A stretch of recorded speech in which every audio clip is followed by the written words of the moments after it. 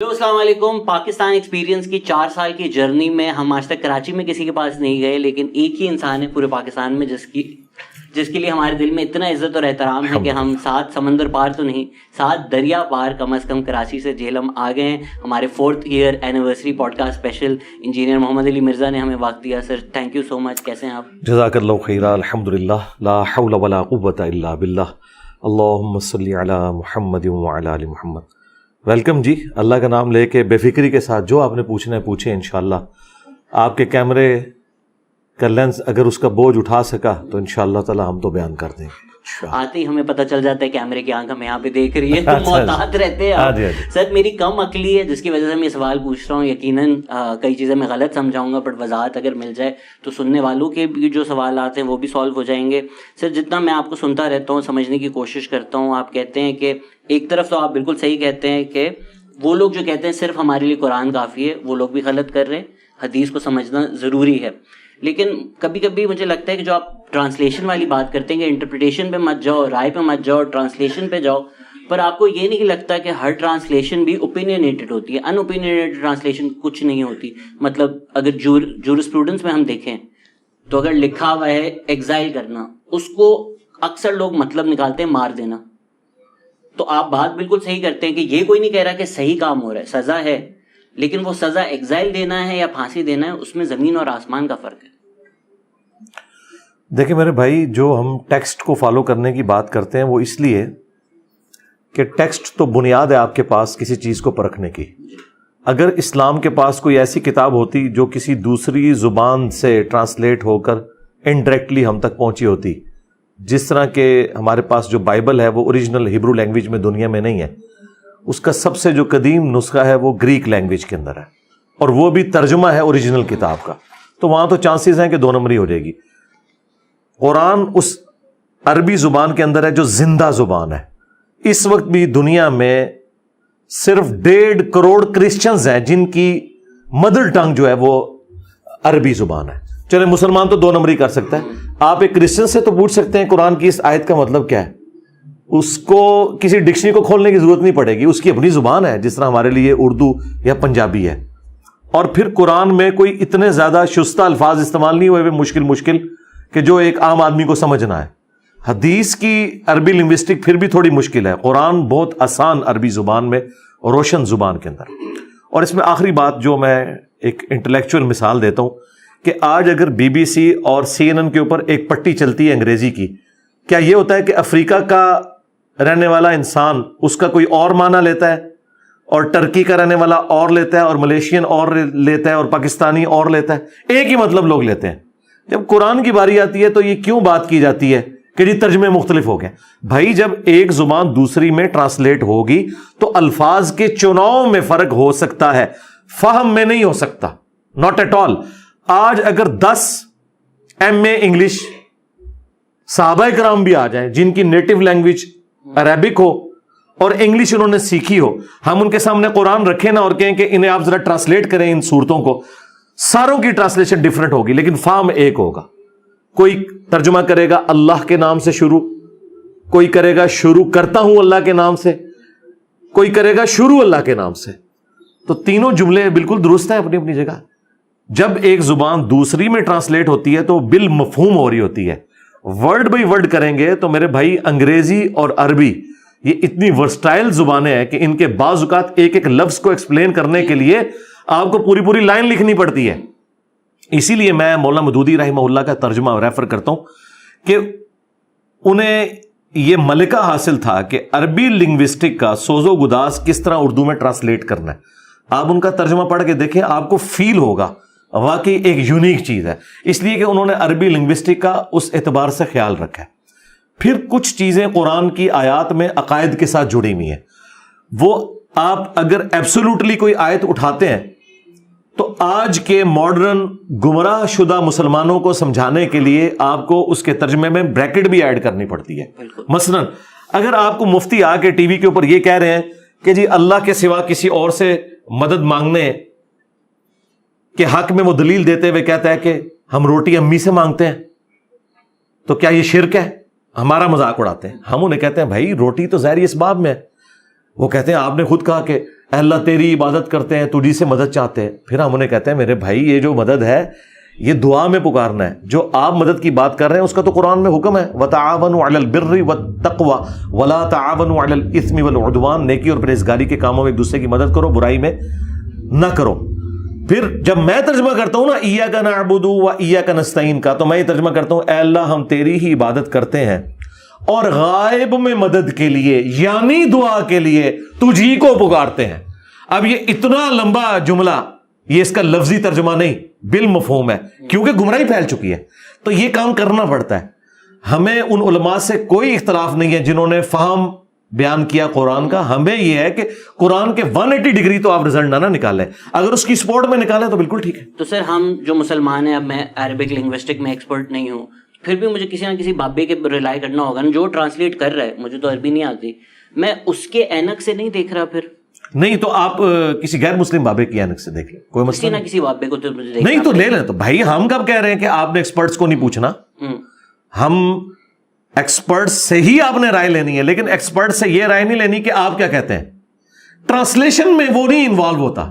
Translation میں اگر وہ ڈنڈی مارے گا نا تو اس کا طریقہ یہ ہے کہ آپ کسی ایک بک کی ٹرانسلیشن, قرآن کی تو اس وقت 100 سے زیادہ لینگویجز میں ہو چکی ہے, صرف اردو زبان میں درجنوں تراجم ہے. آپ 5-6 تراجم اٹھائیں, آپ کو پتا چل جائے گا کہ 8-9 بندے ایک ترجمہ کر رہے ہیں, اچانک ایک بندے نے آ کے بیچ میں پخ چھوڑ دی ہے, اور پھر کسی اور آیت میں 8-9 بندے کوئی اور ترجمہ کر رہے ہیں اور کسی دوسرے نے آگے پخ چھوڑ دی, وہ پتا چل جائے گا. کوئی اتنا مشکل کام نہیں ہے. عربی زندہ زبان ہے. یہ قرآن کا معجزہ ہے کہ عربی آج تک زندہ ہے. اور یہ جو آپ کو پبلک میں مشہور کیا ہوا نا انہوں نے کہ قرآن کی عربک اور ہے اور اسٹیبلش عربک اور ہے, یہ بالکل غلط ہے. وہ تو میرے بھائی ہر زمانے میں نئی وکیبلری ایڈ ہوتی ہے. یعنی انٹرنیٹ کے لیے جو لفظ استعمال ہو رہا ہے تو وہ آپ کو قرآن میں تو نہیں ملے گا, حدیث میں تو نہیں ملے گا, وہ آج کے دور کی چیز ہے, اس کے لیے اس طریقے سے نام کوئی رکھا جائے گا. تو اس کا یہ مطلب تو نہیں کہ عربک چینج ہوگی ہے. چینج تب ہوگی جب پراپوزیشنز چینج ہو جائے, وہ تو آج بھی وہی ہیں. بیسک جو گفتگو کے انداز میں جو الفاظ استعمال ہوتے ہیں آج بھی وہی ہیں. آپ عربیوں سے پوچھ لیں کیا قرآن کی عربی اور اس عربی میں فرق ہے, وہ کہیں گے کوئی فرق نہیں ہے.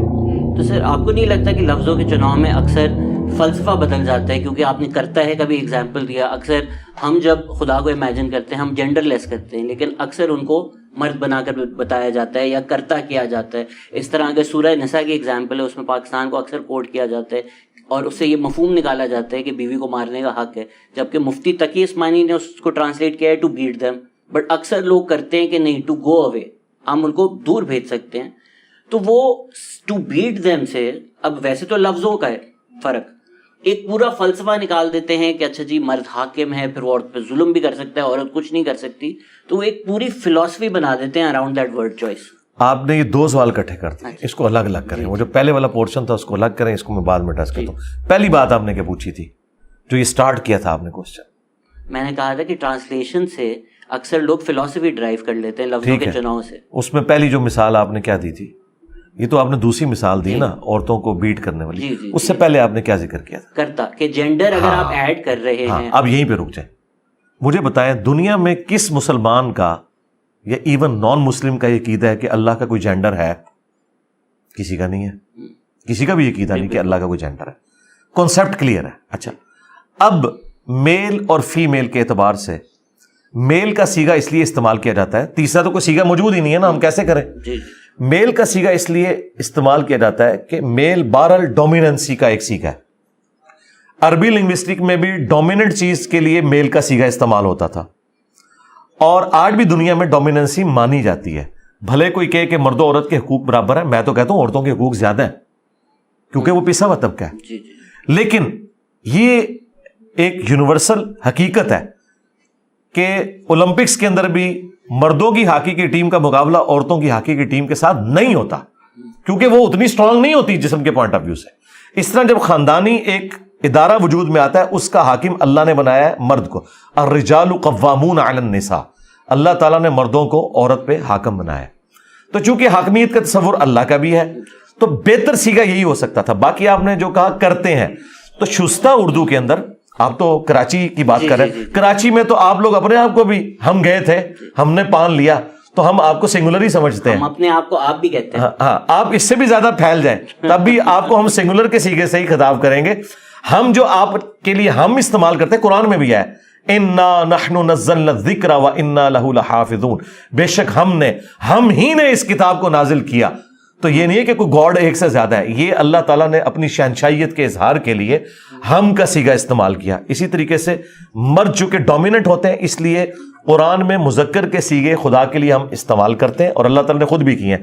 اللہ تعالیٰ نے قرآن کے اندر اپنے آپ کو مونس کے صیغوں کے ساتھ اٹیچ نہیں کیا.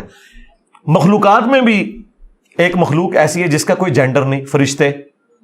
تو ہم نے کبھی نہیں کہا کہ جبرائیل علیہ السلام نبی صلی اللہ علیہ وآلہ وسلم کے پاس آتی تھی.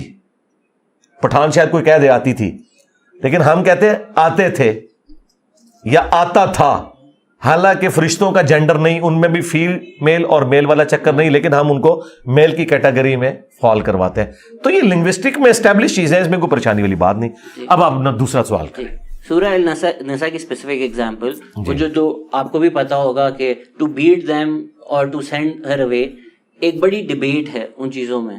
تو ویسے تو لفظوں کا چناؤ ہی ہے، لیکن اس سے لوگ فلسفے آخذ کر دیتے ہیں اور پھر وہ ایک پوری فلسفی بن جاتی ہے. جبکہ ہم اگر قرآن کو دیکھیں اور حدیث کو دیکھیں، فتووں کو دیکھیں ہسٹوریکلی، تو وہ نہیں اجازت دیتے کہ مرد مارتے رہیں جس طرح پاکستان میں انفارچونیٹلی ڈومیسٹک وائلنس کے کیسز ہوتا ہے.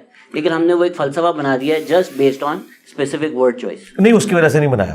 اچھا، قرآن میں جو ڈائریکٹ حکم لکھے ہوئے ہیں ان کے بھی خلاف مسلمان چل رہے ہیں. تو قرآن کا اس میں کوئی لینا دینا نہیں. مجھے پہلی دفعہ حیرانگی ہوئی ہے کہ آپ یہ کہہ رہے ہیں کہ مسلمان فرقوں میں یہ نظریہ ایگزسٹ کرتا ہے کہ جو الفاظ قرآن میں سورہ النساء میں ہے اس سے مراد مارنا نہیں ہے. مارنا تو ہے. جو آپ یہ کہہ رہے ہیں نا الگ کرو، وہ الگ سے پہلے یہ آیا کہ اس کو اپنے بستر سے الگ کرو، پھر بھی نہ مانے تو اسے مارو. اب یہ مارنے کا لفظ موجود ہے وہاں پہ قرآن کے اندر، سورہ النساء کے اندر. وہ سب نے ترجمہ مارنا ہی کیا ہے. جو آپ پورشن ڈسکس کر رہے ہیں وہ الگ سے ہے، وہ اس سے پہلے والا پورشن ہے. اب مارنا کیا ہے؟ مارنے سے مراد یہ والا مارنا نہیں ہے جو آپ یہ کہہ رہے ہیں. میں نے تو اس میں اور بات کی ہے کہ اگر کسی کا خاوند مسچیف کر رہا ہے، وہ بیوی بھی مارے اسے، ایک ہاتھ لگا دے، لیکن ایسا نہیں کہ اس کے دانت توڑ دے، ٹھیک ہے، اس کی ہڈی پسلی ٹوٹ جائے. بچوں کو سرزنش کے طور پہ تھوڑا بہت کان کھینچ لینا، تھوڑا بہت مارنا، اس سے مراد وہ مارنا نہیں ہے کہ آپ نے اس کا جسم توڑ کے رکھ دینا. اسلام اس مارنے کی اجازت دیتا ہے، اور مجھے کوئی آر نہیں ہے کہ میں خام خواہ ایک لیپا پوتی کروں اور قرآن کو بدل دوں کہ نہیں مارنے کی بات نہیں کرتا، مارنے کی بات کرتا ہے. ٹھیک ہے، اسلام جو ہے حدود جاری کرنے کی بھی بات کرتا ہے. اب جو عورت اگنورینس میں ایک بدکاری کر بیٹھی ہے تو اسے کوڑے لگیں گے قرآن کے حکم کے تحت. ہاں، اگر اس کے ساتھ بالجبر ہوا ہے پھر ایسا نہیں ہوگا. اس طرح میاں بیوی کے ریلیشن شپ کے اندر اگر عورت نافرمانی کے اوپر اتری ہوئی ہے اور اس میں الفاظ ہے صراحتاً بے حیائی پر اتر آئے، تو مجھے بتائیں بے حیائی کون برداشت کرے گا؟ آج گورا بھی جب شادی کر لیتا ہے نا تو نہ عورت مرد کی بے وفائی برداشت کرتی ہے اور نہ مرد عورت کو، قتل کر دیتے ہیں. یہ اسلام نے بڑا رحم کیا کہ قتل نہیں کرنا بھائی، زیادہ سے زیادہ سرزنش کرنی ہے، بستر سے الگ کرنا ہے، کیونکہ عورت کو ایک بڑا تکبر ہوتا ہے کہ مرد میرے بغیر رہ نہیں سکتا. تو کچھ دن کے لیے عورت کو بستر سے الگ کریں، اس کے بعد بھی نہ مانے تو ماریں. یعنی یہ اسلام نے بجائے یہ کہ اسے اپنے سے ہمیشہ کے لیے فارغ کر دیں طلاق دے کے اور معاشرے کے اندر انارکی پھیل جائے، اس میں یہ ایک چھوٹا سا سلوشن رکھا ہے. اس میں مارنا پیٹنا وہ نہیں جو یہ چولہے پھٹتے ہیں، چہرے پہ نشانات پڑتے ہیں، اس کی پوری تفصیل آئی ہے. اور اس میں یہ ہے کہ چہرے پہ بھی نہیں آپ نے مارنا. بخاری مسلم میں حدیث ہے کوئی شخص چہرے پہ کسی کو نہ مارے. تو یہ مارنا جو ہے یہ ایک صرف تنبیہ کے طور پر ہے، کسی کے کان کھینچ دیے، کسی کو ہلکا سا یوں لگا دیے، بس یہ اس سے زیادہ نہیں. سر اس میں انٹرنیشنل اسلامک کاؤنسل آف فقہ ہے، ان کی ایک رولنگ ہے کہ ڈومیسٹک وائلنس کے اسلام میں کوئی گنجائش نہیں. جی میں بھی یہی کہتا ہوں. آٹومن امپائر کا 7ویں سینچری کا فتویٰ ہے السعود کا کہ اگر میاں نے ہاتھ اٹھایا تو اس وقت نکاح ٹوٹ جاتا ہے. نہیں، نکاح کو نہیں لکھا سر ہے ان کا فتویٰ. غلط ہے، ہم نہیں فتوے کو مانتے. یہ سب غلط ہے. نہیں غلط ہے، ظاہر ہے. دیکھیں ابن رشد نے تو یہ بھی کہا ہے کہ اگر آپ گھر پہ آئیں اور اپنی بیوی کو کسی اور مرد کے ساتھ دیکھیں تب بھی آپ مار نہیں سکتے، آپ ڈیورس کر سکتے. تو کس نے کہا کہ مار دیں؟ یہ سب غلط نہیں، مطلب قتل نہیں، آپ فزیکلی بھی نہیں مار سکتے. یہ ان کا ابن رشد، یہ سب غلط ہے. ٹھیک ہے. اب دیکھیں یہ بدکاری والا ایلیمنٹ آپ نے جو بات کی ہے نا، اس کے بعد تو بخاری مسلم میں ہے کہ طلاق کروا دی جائے گی. لیان والا معاملہ ہوگا تو بالکل نہیں مارنا چاہیے. آپ کی وہ اب بیوی نہیں، ٹھیک ہے، آپ اس کو چھوڑ دیں. اس کے بعد آپ اس کے اوپر کوئی ایسا معاملہ نہیں کریں گے، نہ اسے قتل کریں گے، نہ اسلام میں آنر کلنگ ہے، ہم نہیں مانتے. جو آپ نے ڈومیسٹک وائلنس کی بات کی، ہم نہیں مانتے اس وائلنس کو. یہ والا کام نہیں ہونا چاہیے جو کچھ ہو رہا ہے. لیکن میاں بیوی میں اگر یہ والے تھوڑے سے معاملات ہیں سرزنش کے طور پہ اگر کوئی کر لیتا ہے تو وہ جواز کی حد تک ہے, اور وہ یہ والا وائلنس نہیں ہے جو آپ یہ بات کر رہے ہیں. یہ اسی طریقے سے جیسے ایک باپ یا ایک ماں اپنے بیٹے کو یا بیٹی کو سرزنش کے طور پہ تھوڑا سا مار لیتی ہے, یہ وہ والا مارنا ہے, یہ دوسرے والا مارنا نہیں ہے. اور یہ ہم کو کسی کو ترغیب نہیں دلا رہے میرے بھائی. میری شادی کو آلموسٹ یعنی آپ سمجھ لیں 17-18 سال ہونے والے ہیں, تو میں نے تو کبھی اپنی بیوی کو نہیں مارا, نہ اس نے مجھے کبھی مارا. سر اس میں سنت میں بھی کوئی واقعہ نہیں آتا نا؟ نہیں آتا نا, وہاں تک نوبت ہی نہیں آئی ہے. نہیں ہمیں تو ان کو فالو کرنا چاہیے. اور میرے خیال سے الترمذی میں بھی لکھا ہوا ہے کہ he is best among you who is best to his wives. جی بالکل ٹھیک ہے, ایسا ہی ہونا چاہیے. تو ہمیں سیرت تو یہ بتائی جا رہی ہے کہ نہیں بالکل یہ اسی کو فالو کرنا چاہیے, یہاں تک نوبت آنی نہیں چاہیے. تو سر اسی اگر ہم پس منظر میں ہر چیز کو دیکھا جائے تو جنسی زیادتی جو ہے بیوی کے اوپر اس کو کیوں جسٹیفائی کیا جاتا ہے یا اس کی اجازت کیوں دی جاتی ہے حد تک جب عورت کو اتنا حق دیا گیا ہے کہ اس کو مرد کی اگر شکل نہ پسند آئے یا جنسی پرفارمنس پوری مرد نہ کر سکے تو عورت کے پاس, اگر میں غلط ہوں تو پلیز اصلاح کیجیے, حق ہے کہ وہ اس کو چھوڑ سکتی ہے. تو اس زمرے میں جب اس کے پاس اتنا حق ہے کہ وہ جب چاہے اس کو چھوڑ سکتی ہے, ان وجہوں پہ جن کو ہم شاید امپورٹنٹ نہ سمجھیں کہ جی بدصورت ہے, اس پہ بھی ہمیں واقع نظر آتے ہیں. اگر میں غلط ہوں اگین اصلاح کیجیے. پھر کیوں لوگ کہتے ہیں کہ نہیں پھر جنسی زیادتی ہو سکتی ہے؟ اگر بیوی کے پاس چھوڑنے کا اتنا حق ہے تو وہ کیوں ہر رات اتنا ظلم برداشت کرے گی؟ نہ کرے, کس نے کہا ہے؟ اس کا رائٹ ہے. میری تو اس کے اوپر ویڈیو بھی ریکارڈ ہے کہ جو عورتیں پورا دن مشقت اٹھاتی ہیں, پوری فیملی کو سنبھالتی ہیں, ایک بیمار عورت اپنے خاوند اور بچوں کو سنبھال لیتی ہے, لیکن پورا خاندان مل کے ایک بیمار عورت کو نہیں سنبھال سکتا. یہ تو ایک المیہ ہے اس معاشرے کا.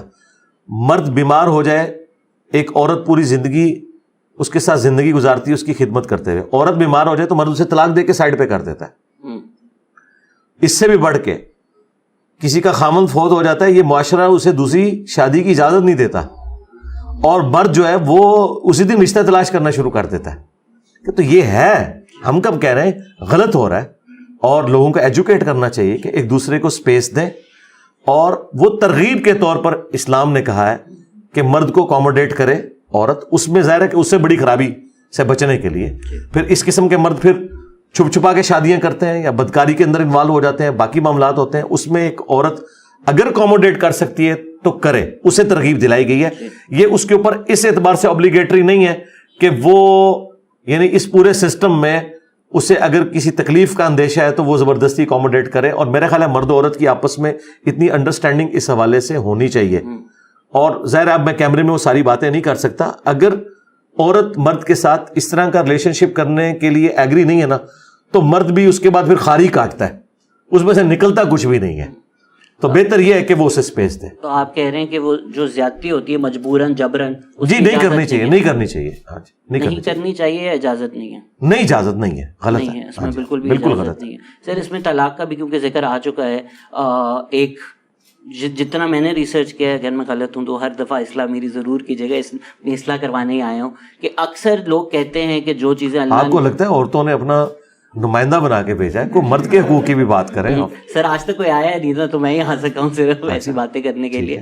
نہیں سر, ڈیورس جو ہے وہ دونوں طرف آپ کا بھی اس پہ بیان ہے کہ جو مرد جان بوجھ کر کہ جی 90 دن آپ کو دیے میں تو 80 دن میں ٹارچر کرنے کے لیے غلط کر رہے ہیں, بدنیتی سے وہ کرے, اس چیز کو ہم سائڈ پہ رکھیں. نہیں اچھی بات ہے, میں تو محظوظ ہو رہا ہوں کہ جی چلیں کوئی عورتوں کے حقوق کی بھی بات ہوئی. کرتے ہیں کہ اللہ نے جو چیزیں آپ کو حلال کی ہیں ان میں سے سب سے زیادہ ناپسند ان کو ڈیورس ہے. مجھے تو اس کی اوتھینٹک ٹریڈیشن ایک دفعہ ملی بھی نہیں. اگر نہیں, ابو داؤد کے اندر ہے, صحیح حدیث ہے.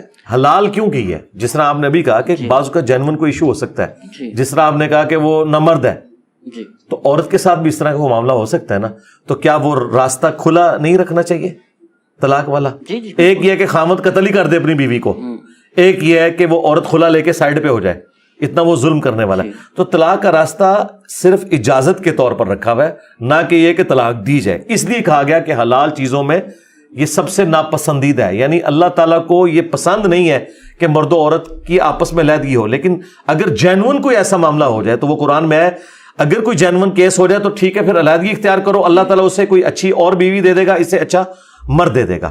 لیکن ڈسکریج اس لیے کیا گیا ہے کہ چھوٹی چھوٹی بات پہ ایسا معاملہ نہ ہو. جس طرح کہ صحیح مسلم میں حدیث ہے کہ شیطان کا تخت پانیوں پہ لگا ہوا ہے, شام کے وقت وہ جب میٹنگ کرتا ہے تو اپنے سارے چیلوں سے پوچھتا ہے, کوئی کہتا ہے آج میں نے فلاں برائی کرائی, فلاں کروائی, وہ خوش نہیں ہوتا. جب کوئی چیلا آگے بتاتا ہے آج میں نے میاں بیوی کے درمیان علیحدگی کروا دی ہے, تو وہ اسے گلے لگا کے ملتا ہے کہ اصل کام تو نے کیا. اسلام نہیں چاہتا کہ خاندانی نظام ٹوٹے. اسلام میں سب سے امپورٹنٹ چیز جو ہے وہ خاندانی نظام ہے, کیونکہ اسی سے آگے تربیت والا معاملہ ہونا ہے. تو اس لیے کہا گیا, دیکھیں کہ طلاق جائز تھی, وہ آپ بھی مانتے ہیں کہ یہ رائٹ ہونا چاہیے, لیکن دوسری طرف اللہ تعالیٰ نے اسے ناپسند فرمایا کہ آخری درجے تک کمپرومائز کرو. بخاری مسلم میں حدیث ہے, نبی علیہ السلام نے فرمایا عورت ٹیڑھی پسلی سے پیدا ہوئی ہے, اسے سیدھا کرنے کی کوشش نہ کرو, توڑ بیٹھو گے, اس کے ساتھ کمپرومائز کرو. ظاہر ہے کہ عورتوں کی زبان کا ایشو تو ہے, اور آپ دیکھتے ہیں وہ ہائپر بھی ذرا جلدی ہو جاتی ہیں, مرد میں برداشت زیادہ ہے. آپ شادی شدہ ہیں؟ نہیں, بٹ میں پریشان ہوا. نہیں, آپ شادی شدہ ہیں؟ پہلے مجھے یہ بتائیں نا, آپ شادی شدہ ہیں؟ ہاں تو ٹھیک ہے, پھر تو آپ کے سامنے میں کیا بات کروں. ٹھیک ہے, اب آپ نے یہ والے ٹاپک عورتوں پر تو مرد میں برداشت کیسے ہے.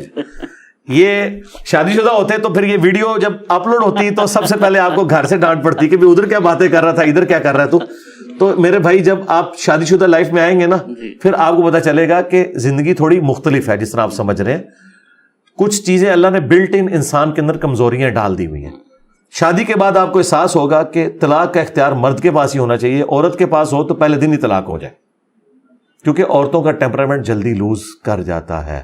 بٹ اگر اللہ نے دیا ہوا ہے تو وہ جو نکاح نامہ پہ کاٹتے ہیں وہ تو غلط کرتے ہیں. نہیں, اللہ نے کوئی نہیں دیا ہوا. اللہ نے مرد کو اختیار دیا ہے طلاق کا, اور خلا کا عورت کو دیا ہے, اور اس کے لیے وہ کورٹ کی طرف رجوع کرے گی. نکاح نامہ میں وہ جو کاٹتے ہیں وہ غلط کرتے ہیں. کون سا نکاح نامہ میں کیا کاٹتے ہیں؟ نکاح نامہ آپ نے دیکھا ہی نہیں ہے, آپ نے سنی سنائی باتیں. آپ کو لگتا ہے میرا اراؤنڈ بھی کسی کی شادی نہیں, مجھے بتائیں نا نکاح نامے پہ اور کیا کچھ لکھا ہوتا ہے. دوستوں کو تو سولی پہ چڑھایا ہوا ہے, خود نہیں چڑھا. اچھا, نہیں سولی پہ نہیں چڑھنا, یہ آپ کی زندگی شادی کے بعد شروع ہوگی.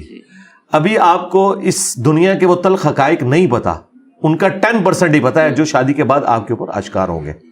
سب سے بڑی چیز کہ آپ کے ماں باپ کی جو خامی ہے نا, وہ آپ کو شادی کے بعد نظر آئیں گی. زندگی میں آپ کو کبھی ماں باپ کی خامیوں کا پتہ نہیں چلے گا جب تک آپ کی شادی نہ ہو, کیونکہ جب ان کی امپائر شیئر ہوگی نا, پھر آپ کو پتہ چلے گا. اور خوبیوں کا بھی اندازہ ہوگا, خامیوں کا بھی اور خوبیوں کا بھی, کہ میرے ماں باپ واقعی کمپرومائزنگ ہے اس معاملے میں, جو ان کے اسپیکٹ پہلے آپ کو نظر نہیں آئے تھے. تو دونوں چیزیں نظر آئیں گی. تو ابھی بہت کچھ ہے, پھر رشتہ داریاں اور پھر آگے معاملات. تو یہ باتیں پھر میں شادی میرا خیال ہے آپ پھر آ کے کرتا ہوں. جو ٹرانسلیشن کی ہم بات کر رہے تھے سر, اس میں ایک اگر مجھے آپ پہلے بتا دیتے تو میں آپ کے پچھلے سوال بھی واپس لے لیتا. میں سوچ رہا ہوں اس کے بعد جا کے ڈائریکٹ نکاح ہی کروں. جی آپ نکاح کریں کے بعد. سر ایبروگیشن پرنسپل بھی ہے, وہ قرآن سمجھنے کے لیے اکثر لوگ کہتے ہیں کہ جو بعد میں آیات آئی ہیں, اگر وہاں کہیں تضاد نظر آتا ہے تو وہ پرانی والی کو ایبروگیٹ کر دیتا ہے, پرانی والی ڈیلیٹ ہو جاتی ہے. بٹ بہت سارے جورسٹ ہیں جو کہتے ہیں کہ اللہ کو پتا تھا کہ بعد میں یہ آنے والی ہے, تو وہ کیوں ایسی کوئی آیات دیں گے جو بعد میں انہوں نے نگیٹ کرنی ہے یا ایبروگیٹ کرنی ہے. تو وہ کہتے ہیں ایبروگیشن پرنسپل غلط ہے. یہ جورسپروڈنس میں ڈیبیٹ ہے, آپ کی کیا رائے ہے اس کے اوپر؟ 5 ہی آیات ہیں جی جو منسوخ ہوئی ہیں قرآن کی, اور ان کی ناسخ آیات بھی قرآن کے اندر موجود ہیں. ہم یہ کہتے ہیں کہ وہ اپنے وقت کے لیے تھی. یہ بات کرنا کہ اللہ تعالیٰ کو پتا تھا, اس کا جواب بھی اللہ نے دیا ہے کہ اللہ تعالیٰ ہر چیز پر قدرت رکھتا ہے. سورہ البقرہ میں ہے کہ ہم کوئی آیت منسوخ کر دیں, کوئی نئی آیت لے آئیں, تو اس سے بہتر ہم آیت لے آئیں گے, اس لیے کہ اللہ تعالیٰ ہر چیز کے اوپر قادر ہے. یہ سورۃ البقرہ میں اللہ نے اس کو خود بیان فرما دیا. اس سے اللہ تعالیٰ کا علم غیب کوئی چیلنج نہیں ہوتا. حالات و واقعات کے پوائنٹ آف ویو سے عرب کے اس معاشرے کے اندر پہلے اسٹیج میں یہی بات ہونی چاہیے تھی کہ شراب کے فائدے بھی ہیں اور نقصان بھی ہیں, لیکن نقصان زیادہ ہے. اس کا یہ مطلب نہیں کہ اللہ تعالیٰ شراب کو اس وقت حلال سمجھتا تھا, نہیں, اسٹیپ وائز الٹیمیٹلی پھر اللہ تعالیٰ نے اسے حرام کیا. تو ان آیات کا کیا جواب دیں گے؟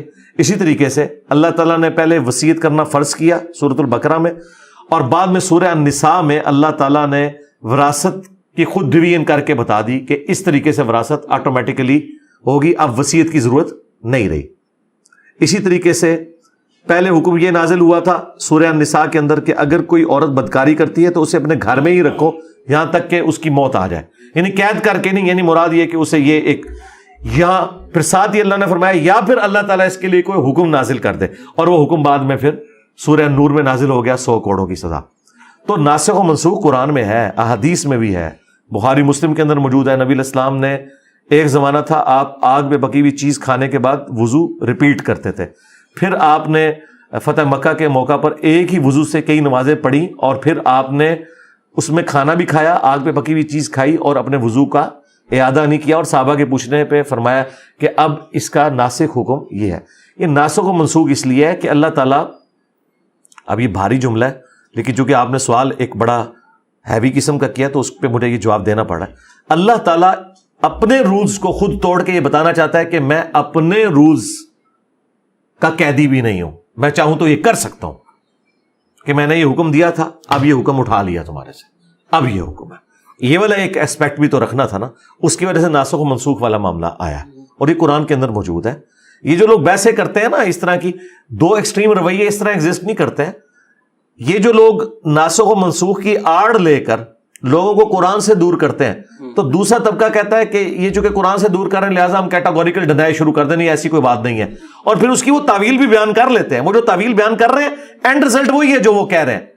جس طرح اللہ تعالیٰ نے فرمایا کہ سورہ الانفال کے اندر کہ ایک مسلمان 10 کافروں کے اوپر بھاری ہے, پھر ساتھ یہ آیا کہ لیکن اب اللہ نے تمہاری کمزوری جانچ لی ہے. تو کیا اللہ کو پہلے نہیں پتا تھا؟ وہ پہلے پتا تھا لیکن اس وقت واقعی ایک 10 پہ بھاری تھا. وہ مکے کے مسلمان تھے. جب مدینے میں لوگ جوگ در جوگ اسلام میں داخل ہوئے تو ریشو پروپورشن پھر گر گیا. اس لیول کے تو نہیں تھے جن کی تربیت نبی الاسلام نے کی ہوئی تھی. تو جب اوور آل تعداد آپ کی زیادہ ہو تو ریشو پروپورشن خود بخود گر جاتا ہے. یہ نیچرل چیز ہے. جب آپ کی آبادی بڑھے گی تو پڑھے لکھے لوگوں کی تعداد جو ہے اس ریشو پروپورشن سے تو نہیں بڑھ رہی. آج جو پی ایچ ڈیز ہیں, جس طریقے سے آپ کی آبادی بڑھ رہی ہے, آپ کہیں جی اتنے % پی ایچ ڈی ہیں, ہو سکتا ہے 10 سال بعد وہ پرسنٹیج گر جائے. حالانکہ پی ایچ ڈی زیادہ ہوں گے کوانٹٹی میں, لیکن ریشو پروپورشن گر جائے گی. پھر اللہ نے فرمایا اب اللہ نے تمہاری کمزوری جانچ لی ہے, اب ایک مسلمان 2 کے اوپر بھاری ہے. ٹھیک ہے, 1-2 کی نسبت آ گئی 1-10 سے. تو اب یہ بھی ناسخ و منسوخ ہے, لیکن اپنے اپنے وقت میں دونوں باتیں درست تھی. تو لہٰذا وہ جو انٹرپریٹیشن کر رہے ہیں وہ بھی جزوی طور پر درست ہے کہ مختلف اوقات کے لیے احکامات تھے.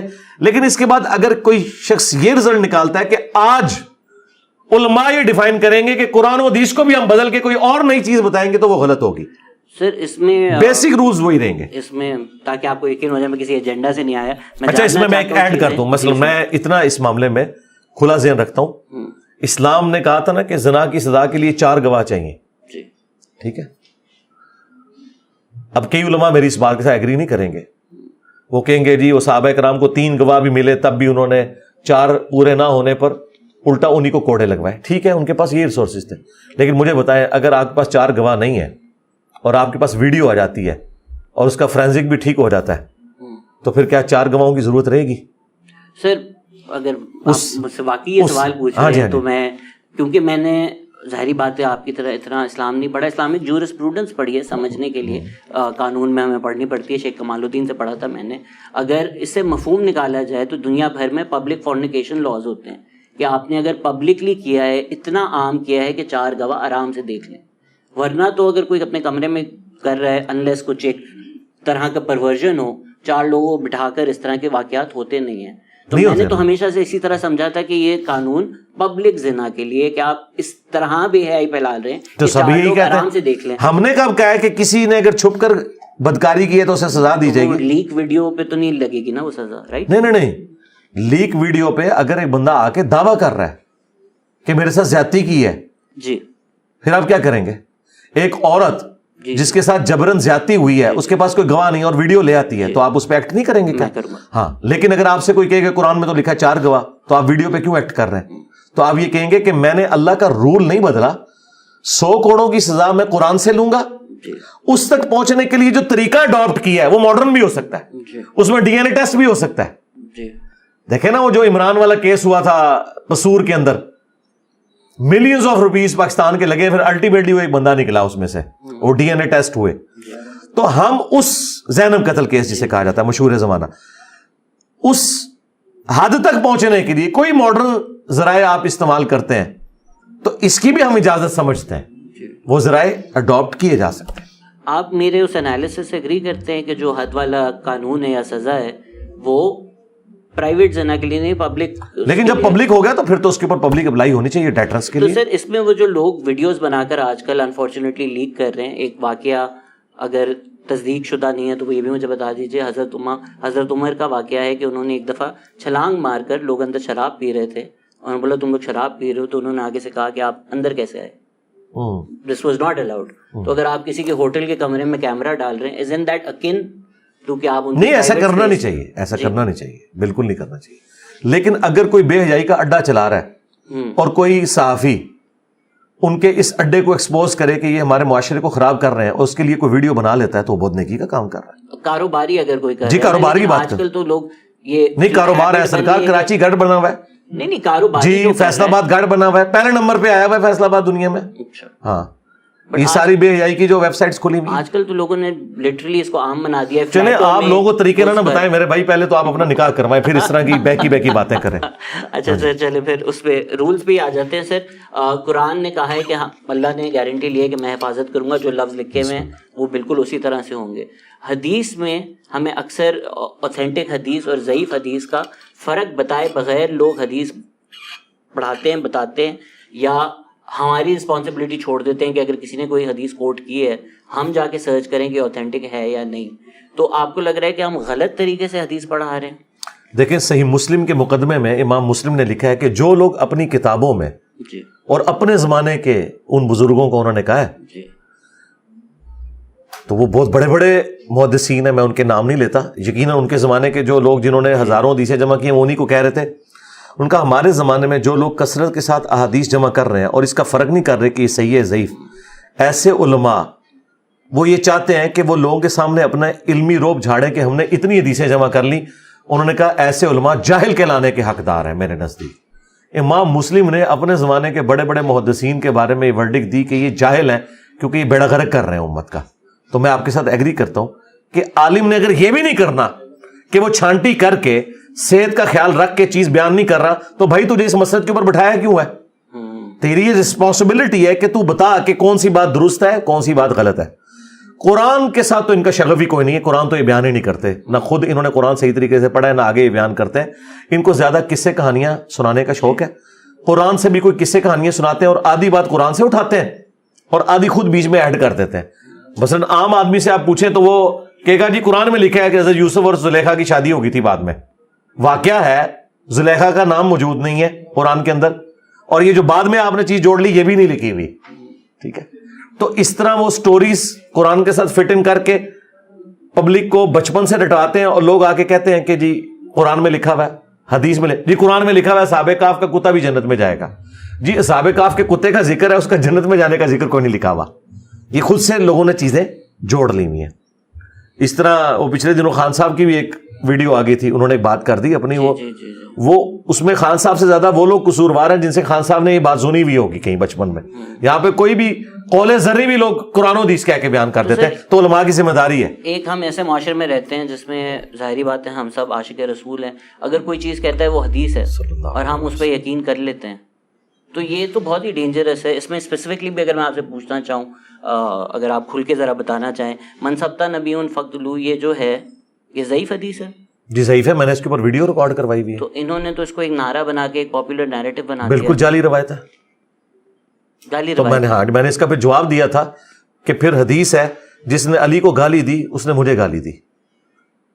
تو پھر جن جن لوگوں نے اپنے اپنے زمانے میں حضرت علی کو گالیاں دی ہیں دلوائیں, اپنی ڈاکٹرن میں کیا تم ان کی قبریں اکھاڑو گے یہ کہہ کے, یا چلے قبریں نہیں اکھاڑتے آج ان کو کہو گے کہ وہ واجب القتل تھے اور اسلام سے نکل چکے تھے؟ تو میں نے ان کو جواب دیا تھا یہ روایت جعلی ہے جو آپ بھی بات کر رہے ہیں.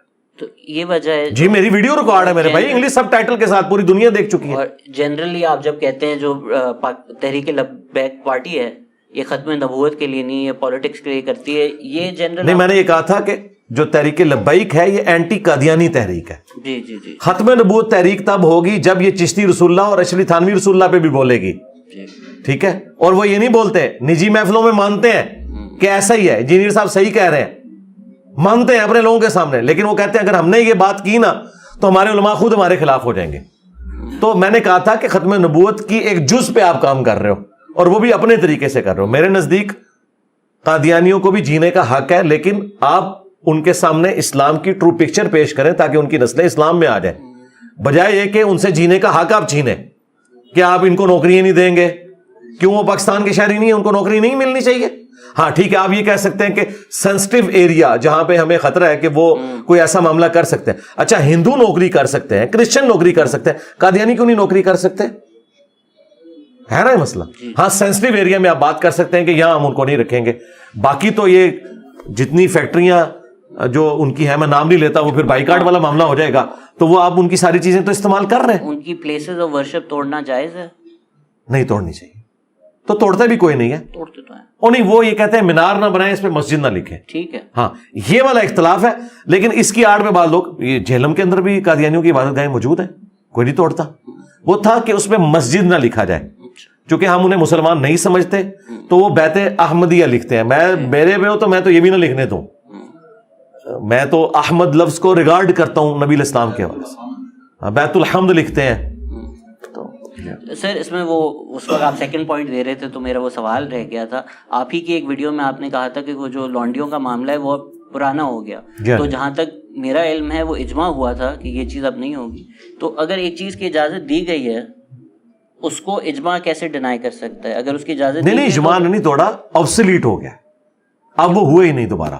بٹ ہمیں اجازت تو ہونی چاہیے کانکیوبائنس کی, اگر اسلام میں دی ہوئی اجازت, وہ آبسلیٹ کیسے ہو سکتا ہے؟ آبسلیٹ اس لیے ہو گئی کہ اب وہ والے سارے معاملات ختم ہو چکے نا جی. وہ تو اس زمانے میں جب جنگیں ہوئیں, ان جنگوں میں جو عورتیں لڑنی آتی تھیں وہ جنگی قیدی بنائی جاتی تھی, اور وہ بھی خلیفۃ المسلمین کی ایما کے اوپر انہیں تقسیم کیا جاتا تھا. میں آج بھی بات کروں گا, آج بھی اگر میدان جنگ میں عورت لڑنے کے لیے آئے اور وہ مسلمانوں کے خلاف لڑے تو دو آپشن ہے, ایک تو ہے اسے قتل کر دیا جائے, ظاہر ہے وہ قتل. دوسرا آپشن یہ ہے کہ مرد قتل ہو اور عورتوں اور بچوں کو زندہ رکھا جائے اور ان کو لونڈیوں یا غلاموں کی شکل میں اپنی پرورش میں لیا جائے, اور اس حق کے ساتھ کہ جو خود کھاتے ہو ان کو کھلاؤ گے, جو خود پیتے ہو وہ ان کو پلاؤ گے, اور ان کا مذہب بھی آپ جبرن تک جو ہے تبدیل نہیں کروا سکتے. تو دونوں میں سے کون سا آپشن درست تھا؟ اگلے لوگ تو جو ظلم کیا کرتے تھے, یہ ایک آپشن رکھا گیا. چونکہ اب وہ سارے کا سارا وہ سسٹم یا بدل چکا ہے, آبسلیٹ ہو گیا. اچھا سر, ٹی ایل پی والا ڈسکشن ہو ہی رہا ہے تو ایک اور خطرناک جی کریں کر ہی لیتا ہوں. آپ نے کھل کر کہا ہے, آپ جب کہتے ہیں کہ 295C لا کا مسئلہ نہیں ہے, امپلیمنٹیشن کا مسئلہ ہے, آپ جس نظریے سے کہتے ہیں وہ نظریہ باقی سب سے الگ ہے. آپ اس نظریے سے کہتے ہیں کہ فورگیونیس کی اجازت ہے, جو کہ لوگ نہیں دیتے. آپ نے حد تک یہ بھی کہا کہ حنیف قریشی نے کہا تھا کہ اگر 100 میں سے 99 مطلب کفر کے نکلیں اور ایک مطلب اسلام کا نکلے تو آپ نے ازیوم کرنا ہے وہ اسلام کا مطلب ہے. حتیٰ کہ یہاں پر تو کسی کا مطلب نہ بھی ہو تو مطلب بنا کر اس کے خلاف کیمپین چلا دی جاتی ہے. غلط ہے, ایسے نہیں ہونا چاہیے. اور دوسرا, علماء کا کام نہیں وہ ڈیسائیڈ کرے کون سی چیز گستاخی ہے یا کون سی نہیں ہے, یہ جج کا کام ہے. اور جج بھی وہ جو ان بائزڈ ہو, جو دلائل کی بنیاد کے اوپر فیصلہ کرے. آپ دیکھیں جوڈیشری میں ہر طرح کی چیزیں ڈسکس ہوتی ہیں, تو جج حرفن مولا تو نہیں ہوتا لیکن جیک آف آل ہوتا ہے, ماسٹر آف نن لیکن جیک آف آل ہوتا ہے, اس اعتبار سے کہ اس کے سامنے اگر کوئی میڈیکل کا کیس آیا وہ دونوں طرف کے دلائل سن کے کمپیٹنسی رکھتا ہے کہ وہ فیصلہ کر سکتا ہے. اس طرح میرا خیال ہے کہ اگر ہم جج کے سامنے کسی کے جملے کے اعتبار سے ڈسکشن کریں تو وہ دلائل کی بنیاد پہ سمجھ لے گا کہ یہ بکس کے پوائنٹ آف ویو سے یہ چیز گستاخی ہے یا نہیں ہے. تو میرا خیال ہے یہ اکثر گستاخی والے کیسز فارغ ہو جائیں گے. بالکل غلط ہے, یہ تو الفاظ کے اوپر گستاخی کا فتویٰ لگا دیتے ہیں اور یہ الفاظ کے چناؤ کو بے حرمتی بتاتے ہیں. حالانکہ ہم اس طرح کے الفاظ کے چناؤ قرآن و سنت میں بھی دکھائیں گے کہ صحابہ کرام اس طرح کے الفاظ استعمال کر لیا کرتے تھے بات کو سمجھانے کے لیے. بات کو سمجھانے کے لیے بعض اوقات اس طرح کی ایگزامپل دینی پڑتی ہے کہ جو عام آدمی اسے گستاخی سمجھ رہا ہوتا ہے کیونکہ اسے سکھایا گیا کہ یہ گستاخی ہے. میں آپ کو بتاؤں, منسٹری آف ریلیجس افیئر سے مجھے ایک میڈم کی کال آئی اور وہ آفیسر تھی اور مجھے کہنے لگی سر میں پی ایچ ڈی کر رہی ہوں اسلامیات میں. وہ آپ نے ایک ویڈیو کے اندر یہ کئی سال پہلے کی بات ہے, گستاخی کرتی ہے. میں نے کہا کیا گستاخی کی ہے؟ تو وہ کہنے لگی کہ آپ نے ایک ویڈیو میں بات کی تھی کہ سیدنا علی رضی اللہ تعالیٰ عنہ نے جب حضرت ابو بکر کو بلایا 6 مہینے کے بعد تو انہوں نے ایک جملہ ان سے بولا کہ اللہ تعالیٰ نے جو آپ کو یہ فضیلت دی ہے ہم آپ سے حسد نہیں کرتے, لیکن اہل بیت رسول کے ناطے کیا ہمارا حق نہیں تھا کہ آپ بھی ہمیں بھی اس مشورے میں شامل کرتے؟ یہ حدیث بخاری مسلم میں. اس میں حضرت ابوبکر رو پڑے. تو حضرت علی نے کہا کہ بس دیٹس آل, آپ مسجد میں جائیں, میں اعلانیہ آپ کی بیعت کروں گا.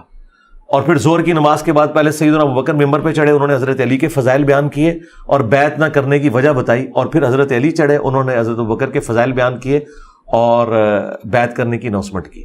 اب ظاہر ہے میں جب پنجابی لینگویج میں اپنی پبلک کو بتا رہا ہوں تو میں نے اس میں ایک جملہ بول دیا, میں نے کہا حضرت علی کو آپ دیکھیں کہ کتنے کمپرومائزنگ تھے. انہوں نے یہ نہیں کہا کہ حضرت اب آپ نے یہ سارا بیڑا غرق کر کے یا یہ معاملہ خراب کر کے میرے پاس اب آئے ہیں اور اب آپ اسے ڈیمانڈ کر رہے ہیں کہ میں بیعت کر لوں, جبکہ آپ اس سسٹم کے بینیفیشری ہو چکے ہیں. یہ حضرت علی نے نہیں کہا. ٹھیک ہے, آج کوئی دنیا دار ہوتا تو یہی کہتا کہ حضرت اب تو آپ سسٹم کے بینیفیشری ہیں. تو اس نے کہا یہ جو آپ نے کہا ہے انہوں نے نہیں کہا, تو یہ بھی گستاخی ہوگی. میں نے کہا پھر قرآن میں لکھا ہے یہ قرآن بکواس نہیں ہے, تو اللہ قرآن کی گستاخی کر رہا ہے. یہ نبی مجنون نہیں ہے, اللہ نبی کی گستاخی کر رہا ہے. یہ نبی شاعر نہیں ہے, یعنی وہ ساری گالیاں ریپیٹ کر کے جو کافر دیتے تھے اللہ ان کا ڈینائل کر رہا ہے ایک ایک گالی کو ریپیٹ کر کے. تو کیا گستاخی کر رہا ہے بھائی؟ بات اسی طریقے سے سمجھائی جاتی ہے. ان جاہلوں کا کوئی قرآن و سنت سے لینا دینا نہیں ہے. یعنی یہ لوگ چھوٹی چھوٹی بات کو گستاخی بنا دیتے ہیں, جبکہ صحابہ کرام اس طرح کی جب ڈسکشن کرتے تھے. ٹھیک ہے, اب دیکھیں سیدنا علی حضرت عمر کے میت کے اوپر ان کو مخاطب کر کے کہہ رہے ہیں کہ مجھے امید تھی اللہ سے کہ آپ اپنے 2 ساتھیوں سے جا ملیں گے, رسول اللہ اور حضرت ابو بکر. وہ 2 فرینڈز کہہ رہے ہیں ان کو. اب مجھے بتائیں کیا رسول اللہ فرینڈ ہے حضرت عمر کے؟ وہ تو ان کے پروفٹ ہیں, آقا ہیں. تم اپنے 2 ساتھیوں سے جا کے ملو گے. یعنی حضرت ابو بکر اور نبی علیہ السلام کو ایک جگہ رکھ رہے ہیں حضرت عمر. اس زمانے میں اگر یہ لوگ ہوتے یہ کہتے ہیں اے کہ تو کیتا بھائی تنو چاہیے سی ایک فرینڈ اور ایک آقا سے جا ملو گے. ان لوگوں کا اتنی سمجھدانی اتنی چھوٹی ہے. پھر حضرت ابوبکر کیا خطبہ دے رہے ہیں, جو تم میں محمد کی عبادت کرتا تھا جان لے محمد مر چکے. حالانکہ کوئی بھی عبادت نہیں کرتا تھا. فرضی جملہ صحیح بخاری میں کم از کم 4 جگہ یہ الفاظ ہے, من کان یعبد محمدا فان محمدا قد مات. حضور کی میت پہ یہ کہا جا رہا ہے بجائے یہ کہ کوئی محفل صلاۃ والسلام ہوتی. وہ کہہ رہے ہیں کہ جو محمد کی عبادت کرتا تھا جان لے محمد مر چکے, جو اللہ کی عبادت کرتا تھا اللہ نہیں مرا. لوگوں کو کہنا چاہیے تھا کہ حضرت ابھی ہمارا زخم بھی ہرا ہے, آپ بجائے حضور کے فضائل بیان کرنے کے آپ الٹا اور پکا کر رہے ہیں کہ نبی مر گئے. اور طاہر القادری صاحب کی ویڈیو ریکارڈ ہے, نبی کو مردہ کہنے والوں تم مر جاؤ. تو وہ حضرت ابوبکر کو کہہ رہا تھا ابوبکر تو مر جا. تو وہ جی قرآن میں لکھا ہے شہید کو مردہ نہ کہو. او یہ نہیں لکھا ہوا جو آپ سمجھ رہے ہو. اللہ تعالیٰ نے کہا ہے کہ شہید کو مردہ گمان نہیں کرنا, وہ اللہ کے حضور زندہ ہے. اللہ یہ نہیں کہنا چاہ رہا تھا کہ آپ شہید کی بیوہ دوسری شادی نہیں کر سکتی کیونکہ شہید زندہ ہے. ٹھیک ہے, تو جب حضرت ابوبکر یہ کہہ رہے تھے کہ نبی مر چکے, جو محمد کی عبادت کرتا تھا جان لے کہ محمد مر گئے, یہ نہیں کہا کہ وصال فرما گئے. تو وہ یہ بتانا چاہ رہے تھے کہ یہ عقیدہ نہیں رکھنا کہ جیسس کرائسٹ کی طرح تم محمد رسول اللہ کو بھی خدا مان لو, کیونکہ خدا کو موت نہیں آتی اور غیر خدا کو موت آ جاتی ہے. سر آپ کے پہلے سوال سے ایک سوال تھا, بٹ اس کی صرف قانون کا میں اسپیسیفک ہونے کے, آپ نے کہا جج ڈیسائیڈ کر سکتا ہے بلاسفیمی ہے, but as per Islamic law اگر ڈیسائیڈ بھی ہو جائے کہ اس نے بلاسفیمی کی ہے اس کے بعد وہ معافی مانگ لے تو معافی ہے؟ جی معافی ہے, کیوں نہیں. قرآن میں لکھا ہے سورۃ الفرقان آیت نمبر 70, اگر کوئی شرک سے بھی توبہ کر لے اس کی توبہ قبول ہے. فساد فی الارض کرنے والی کی سزا ہو سکتی ہے. توبہ کا دروازہ تو ہر وقت کھلا ہوا ہے, اور یہ کرتے ہیں. میں آپ کے کیمرے میں یہ بات کروں گا, عمران خان صاحب نے جب ان کی نظر میں گستاخی کر دی نبی علیہ السلام کی, انہوں نے کہا کہ کافروں نے نبی کو ذلیل کیا, یہ لفظ استعمال کیا تھا نا. کسی مولوی نے کہا کہ عمران خان واجب القتل ہے, سب نے کہا اے عمران خان صاحب توبہ کرو. کیوں بھائی, وڈا بندہ کرے تو توبہ کرو, نکاح کرے تو وڑ دو. ان کا دین ایمان یہ ہے کہ اگر آرمی چیف یا وقت کا پرائم منسٹر جس کے پیچھے آرمی کھڑی ہے وہ گستاخی کرے تو اس کو یہ قتل کا نہیں کہتے, اے جی ایک رجوع ریکارڈ کران جی توبہ کرن. اور اگر عام آدمی کرے تو کہتے توبہ ہی قبول نہیں ہے. یہ 2 نمبر لوگ ہیں. ہاں یہ بالکل بےایمانی کر رہے ہیں, بڑوں سے ہی ڈرتے ہیں, ان سے توبہ ڈیمانڈ کرتے ہیں, چھوٹوں کو کاٹ دیتے ہیں. سنس اس پوڈ کاسٹ کے بعد میں نے زندہ رہنا ہی نہیں ہے تو میں پورے سوال کھل کے ہی کریں. تو حنفی لا میں نان مسلم پہ تو بلاسفیمی اپلائی نہیں ہوتی, رائٹ؟ جی. تو ہم تو کرتے تو مسلمانوں میں بھی وہ کہتے ہیں کہ گستاخی رسول کی یہ والی سزا نہیں ہوگی. امام حنیفہ کے نزدیک تو یہ والی سزا نہیں ہے. اور مفتی تقی عثمانی صاحب کی آڈیو لیک ہو گئی تھی نا, تو بعد میں وہ اس کی صفائیاں دیتے پھرے تھے. ایون حنیف قریشی کی بعد میں تو کلیریفیکیشن. حنیف قریشی صاحب تو پھر بالکل ہی وہ تو اور طرف, وہ سزا کے منکر نہیں ہے. انہوں نے اس حوالے سے بات کی تھی, ممتاز قادری کے حوالے سے اپنا موقف جو ہے وہ ان کا تھا. میرا کوئی اس معاملے میں لینا دینا نہیں ہے. تو میرے بھائی آپ اس میں سے نکالنا کیا چاہتے ہیں؟ یہ کوشچن مجھ سے شہباز شریف کو کرنے چاہیے, یہ کوشچن مجھ سے چیف جسٹس کو، آرمی چیف کو کرنے چاہیے جن کے ہاتھ میں سلطہ ہے. آپ ایک علمی ڈسکشن، علمی شاوت اپنی پوری کر رہے ہیں، ہم اس میں سے کچھ نکال نہیں سکتے. یہ بڑوں کے فیصلے، ہم ورڈکٹ دے رہے ہیں، ان کو بھی پتا ہے کہ 295C کے اندر یہ شیک ہونی چاہیے تھی کہ اگر کوئی توبہ کر لے. یہ انہوں نے انٹینڈڈ چھوڑا ہوا ہے. اور ویسے سپریم کورٹ کا میں آپ کو بتاؤں ایک فیصلہ آ چکا ہے کہ اگر کوئی شخص کیٹاگوریکل ڈینائی کر دے اپنی گستاخی کا، اور اس نے کہا کہ میرا کہنے کا مطلب یہ نہیں تھا، تو اس کی بات مانی جائے گی. اور یہی ہے اسلام کی فقہ میں بھی. مجھے بتائیں کوئی مسلمان کیسے گستاخی کا سوچ سکتا ہے؟ الفاظ کے چناؤ میں فرق ہو سکتا ہے نا. تو آپ کی نظر میں وہ گستاخی ہے نا، اس کی نظر میں تو نہیں ہے. اگر وہ ریشو پروپورشن کے ساتھ چیزیں لا کے قرآن و سنت سے ثابت کر دے کہ قرآن و سنت میں اس طریقے سے گفتگو ہوئی ہے. آپ دیکھیں قرآن میں اللہ تعالیٰ نے منافقین کے بارے میں نقل کیا، وہ کہتے ہیں کہ جب ہم عزت والے مدینے میں داخل ہوں گے تو وہاں سے ذلیلوں کو نکالیں گے. نبی علیہ السلام صحابہ کرام کو ذلیل کہا عبداللہ ابن ابی نے، اور اللہ نے ان کے الفاظ نقل کیے. پھر اللہ نے کہا کہ عزت اللہ، اس کے رسول اور اہل ایمان کے لیے. لیکن اس کا جو گستاخانہ جملہ ہے وہ کافروں کے ریفرنس سے تو اللہ تعالیٰ نے نقل کیا ہے.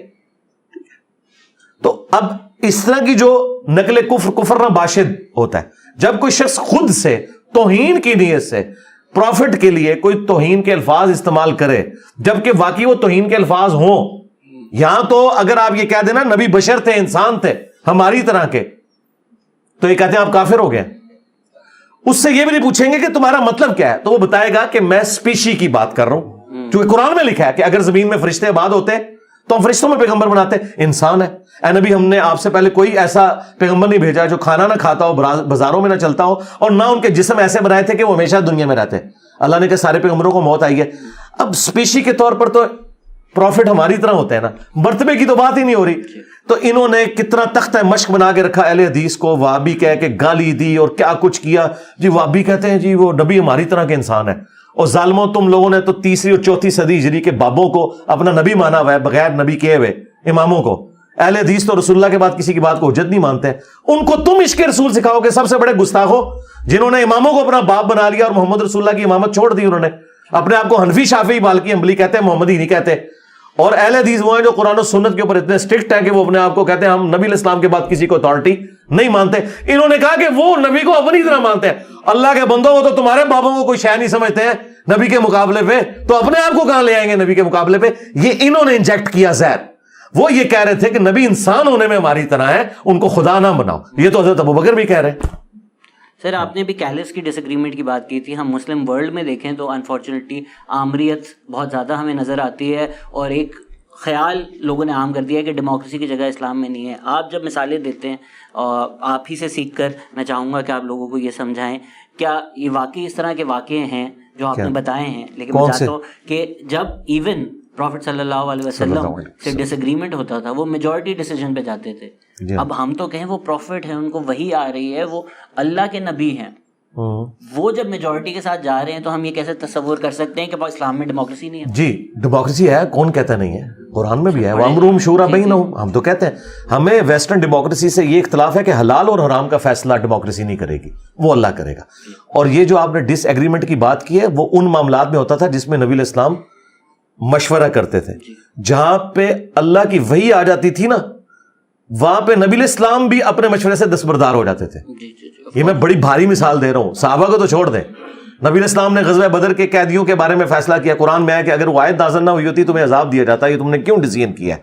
ٹھیک ہے، تو نبی علیہ السلام اپنے فیصلوں کے معاملے میں بھی اسے ریوزٹ کرتے تھے صحابہ کا جب وہی. لیکن جہاں وہی نہیں ہوتی تھی وہاں آپ میجورٹی کی رائے کو آپ پریفر کرتے تھے. اور یہ جو لوگ کہتے ہیں نا وہ نبی علیہ السلام کے قریب چند لوگ تھے جن سے آپ مشورہ کرتے تھے، بھائی وہ چند لوگ نہیں تھے، وہ اپنے اپنے قبیلوں کے ریپریزنٹیٹیو تھے. جس طرح ہم ایک MNA بنا کے جب پارلیمنٹ میں بھیجتے ہیں تو پورے جیلم کا نمائندہ ہوتا ہے، پورے لاہور کا نمائندہ ہوتا ہے. آپ یہ نہیں کہہ سکتے میں اس کے ساتھ ایگری نہیں کرتا. تو وہاں قبیلوں کے جو بڑے ہوتے تھے وہ پورے قبیلے کے ہوتے تھے، وہ ساروں کی ہی رائے شمار کی جاتی تھی. ظاہر ہے وہ اس وقت قبیلے کا سردار اس طرح سفارش سے اور پیسے سے نہیں بنتا تھا، واقعی وہ ڈیزرو کرتا تھا. تو اسلام میں ڈیموکریسی ہے. جس ڈیموکریسی کو ہم شرک اور کفر کہتے ہیں وہ ہے جس میں حلال اور حرام کا فیصلہ. یعنی اگر آپ یہ کہتے ہیں کہ کثرت رائے یہ ہے کہ مرد کی مرد سے شادی ہو، اسلام کہتا ہے کہ یہ نہیں ہوگا. ہاں جس سے میں نے مثال دی تھی کہ افطار کے اندر آپ نے جامع شیری دینا ہے، روح افزا دینا ہے، یا کھجور سے یا سادہ پانی سے، اس میں ڈیموکریسی ہوگی. لیکن شراب سے سرو کروایا جائے یا پانی سے، اس میں ڈیموکریسی نہیں ہوگی. شراب کی کوئی گنجائش ہی نہیں ہوگی کیونکہ اسے اللہ نے حرام کر دیا. سر آپ نے کیونکہ یہ ایگزامپل دی, آپ اکثر تلخ طریقے سے بتاتے ہیں کہ جو بابا ہیں اور ان کی کچھ واقعے آپ بتاتے ہیں جو انہوں نے خود کتابوں میں لکھے ہوئے ہیں شلواروں کے بارے میں, کیا آپ واقعی انسینویشن وہی ہے جو میں سمجھ رہا ہوں کہ یہ آپس میں تعلقات تھے ان لوگوں کے, بابوں کے؟ کون سے تعلقات؟ آپ نے بتایا کہ وہ لکھے ہوئے ہیں کہ شلوار گیلی ہو گئی تھی, تو اگر اتنا لکھا ہوا ہے تو آگے اور کیا کیا ہوا؟ نہیں یہ میں نے نہیں کہا, یہ آپ میں تو خود حیران ہوں یار, نہیں یہ لفظ نہیں میں نے استعمال کیے تھے, میں نے یہ استعمال کیا وہ پیر شلوار شاہ ایک اور معاملہ تھا. آپ نے کہا اتنا تو لکھا ہے تو سوچو آگے کیا ہوا. ہاں میں نے سوچ لیا. نہیں یہ بات اور ہے, یہ بات غلط مفہوم. ہاں نہیں اس طرح نہیں ہوا تھا. میں نے دیکھیں آپ ایک نقطے سے محرم کو مجرم بنا دیں گے, ٹھیک ہے نا. جو لکھا ہوا ہے وہ یہ ہے کہ یہ جو لاہور کے اندر دربار ہے مادھو لال حسین, تو وہ جو خود اس کے کسٹوڈین ہے بریلوی فرقے کے لوگ, انہوں نے باقاعدہ کتاب میں لکھا ہوا ہے کہ ان کا آپس میں پیار محبت کا رشتہ ہو گیا تھا, اسی کی وجہ سے یہ سارے کے سارے معاملات تھے. تو وہ تو مانتے ہیں اس طرح کی چیزوں کو. اچھا سر, تو اگر ہم کہتے ہیں, مجھے بتائیں صوفیاء کے اندر کیا یہ چیز اسٹیبلش نہیں ہے کہ عشق مجازی سے آپ عشق الہی کی طرف جاتے ہیں؟ انہوں نے عشق مجازی یعنی وہ جو اسلام میں ایگزسٹ ہی نہیں کرتا, ایک نامحرم مرد و عورت کا آپس میں عشق کرنا, شادی کی صورت میں وہ تو ٹھیک ہے, لیکن ان میں سے شادی کی صورت, شادی تو کسی کی بھی نہیں ہوئی ہے عشق مجازی میں, یہ اس عشق کے اندر عشق حقیقی تلاش کرتے ہیں, تو اس کا مطلب ہے ناجائز تعلقات میں اسی لیے پھر خدا تک پہنچے بھی نہیں نا. اس میں سر آپ کو نہیں لگتا کہ نکاح خدا نے بہت آسان کیا اور ہم نے مشکل کر دیا؟ اس میں ایک میرا تھوڑا اختلاف ہو گیا تھا. میں شیخ کمال الدین نے مجھے ایک دفعہ بتایا تھا کہ دو لوگ اگر نیت کر لیں نکاح کی, بھلے اگر گواہ نہ ہو تو وہ نکاح ہوتا ہے. پھر میں آپ کا بیان سن رہا تھا, آپ نے بولا جب تک اعلان نہیں ہوتا تب تک وہ نکاح تصور نہیں کیا جاتا. میں نے اپنے دماغ میں جس طرح ریکنسائل کی یہ بات, تو اگر غلط ہے تو بتائیے. یہ جس شیخ آپ بار بار نام لے رہے ہیں, آپ اس طرح نام لے رہے ہیں جیسے قرآن و حدیث میں لکھا ہوا ہے. ہم جو بتا رہے ہیں قرآن و حدیث میں کہ اگر یہ پاسبلٹی نہ ہو, اگر آپ صحرا میں ہو, اگر گواہ یار یہ تو اسی طریقے سے ایک صحرا میں 12 بندے ہیں, 12 ہی ننگے, امامت کون کروائے گا؟ تو اس میں واٹس ایپ کر کے پوچھ لیجیے گا, میں کوئی امام نامزد کر دوں گا. اسی طرح سمجھا کہ اگر پاسبلٹیز نہ ہو تو وہ نکاح کنسیڈر. دیکھیں اسلام میں یہ چیز بڑی ایک کنڈیم کی گئی ہے کہ آپ فرضی کیسز بنا کے پوچھیں. یہ آپ سائنس میں فلسفے میں تو ضرور کرتے رہے. کوسچن ہے کہ اعلان کے بغیر نکاح نہیں ہوتا. جی اعلانیہ ہونا چاہیے, ڈکلیئر ہو کے مرد و عورت ہے, ورنہ ادروائز نامحرم مرد و عورت اگر ہم آپ کو تصور کر لیتے ہیں تو آپ کے ساتھ پھر ہم وہ ایکٹیویٹی پرفارم کریں گے جو کریں گے, ٹھیک ہے نا. یہی قانون آپ کے اوپر اپلائی ہوگا. ہمیں کیا پتا ہے کہ آپ گن پوائنٹ کے اوپر وہ عورت بھگا کے لائے ہوئے ہیں یا عورت آپ کو بھگا کے لے آئی ہے, یہ کیا مسئلہ ہے؟ بالرضا ہے یا بالجبر ہے, ہمیں کیا پتا ہے. تو اس کے لیے یہ سارے معاملات ہونے چاہیے نا. دیکھیں جو آئلی قوانین ہے, جو خاندانی نظام سے تعلق رکھنے والے قوانین ہیں, یہ آپ کو الہامی کتابیں بتائیں گی. ٹریفک کے قوانین آپ کو الہامی کتابیں نہیں بتائیں گی, ٹھیک ہے. ہاں ان پرنسپل یہ بتائیں گے جو پہلے آیا اس کا پہلا حق ہے. تو ٹریفک قانون بھی اسی کے اوپر ہے کہ جو اشارے کے سب سے قریب کھڑا ہوا ہے اسی کا حق ہے کہ وہ آئے, یہ نہیں کہ پیچھے سے لا کے تو آپ مخالف سمت میں آ کے بیچ میں کھڑی کر دیں. تو ان پرنسپل تو موجود ہے. باقی ٹریفک قوانین تو آپ نہیں بنانے ہیں, وہ آپ کا رائٹ ہے. آپ گرین کلر رکھنا چاہتے ہیں, بلو رکھنا چاہتے ہیں, بلو ورسز ریڈ رکھ لیں یا گرین ورسز یلو رکھ لیں, وہ آپ کا رائٹ ہے. لیکن ان پرنسپل انصاف, عدل, برابری, ان ساری چیزوں کا خیال ہونا چاہیے. سر اس میں اکثر ہمارے جو مولوی حضرات ہیں وہ اگر کوئی اور ایریا کا بھی ایکسپرٹیز ہو, کوئی فزسسٹ ہو, تو اس کی رائے رد کر دیتے ہیں. آج ہی آپ ایگزامپل دے رہے تھے, آپ نے کئی دفعہ پہلے بھی ایگزامپل دی ہے فصل والی, کہ میں چاہوں گا کہ آپ بتائیں کہ ایون پروفٹ صلی اللہ علیہ وسلم انہوں نے خود کہا کہ جس ایریا میں میری ایکسپرٹیز نہیں آپ اپنی سنو. جی بالکل صحیح. مسلم میں اوپر تلے 3 احادیث ہیں نبی الاسلام کے مبارک زمانے میں کھجور کی اچھی فصل لینے کے لیے وہ نر اور مادہ کا ملاپ کروایا کرتے تھے فزیکلی, اس سے ذرا اچھی, اور وہ آج تک وہ طریقہ چل رہا ہے. بلکہ آپ یہ اگر کھجور کا پودا دیکھیں, وہ چھوٹے بچے کی جس طرح پرورش ہوتی ہے اس طرح وہ کرتے ہیں. کھجور اللہ نے ایک بڑا یونیک پھل بنایا, اور ان لوگوں کو صدیوں سے ایکسپرٹیز ہیں عرب کے لوگ اس کو جس طریقے سے لے کے چل رہے ہیں. تو نبی الاسلام جب وہاں سے گزرے تو آپ نے کہا کہ اگر ایسا نہ کرو تو کیا ہے, جو فصل آنی ہے وہ تو آئے گی. تو انہوں نے نبی الاسلام کے کہنے کے اوپر, حالانکہ آپ نے یہ نہیں کہا تھا کہ ضروری نہ کرو, آپ نے مشورہ دیا, مشورہ مانا, ان کی فصل کم ہوگی. نبی الاسلام کے پاس وہ شکایت لے کے آئے کہ یا رسول اللہ آپ نے مشورہ دیا تھا تو یہ دیکھیں ہماری فصل کم ہوگی. اب دیکھیں اتنی فرینکنس ہے, نبی الاسلام سے آ کے ڈسکس کر رہے ہیں کہ آپ نے جو مشورہ دیا اس کی وجہ سے یہ رزلٹ نکلا ہے. اسی پہ میں کہتا ہوں اس زمانے میں 295C نہیں تھی, آج تو چھوٹی چھوٹی بات پہ تو نبی نو آ کے پوچھ رہے ہیں, ٹھیک ہے. کوئی گستاخی آپ نے شمار نہیں کیا, مطلب ایک ڈسکشن ہے. نبی الاسلام نے فرمایا کہ میں نے تمہیں کو منع تو نہیں کیا تھا, میرا ایک مشورہ تھا, اگر میں کوئی بات اللہ کے ریفرنس سے کروں تو اسے تم منوان اسی طریقے سے لیا کرو.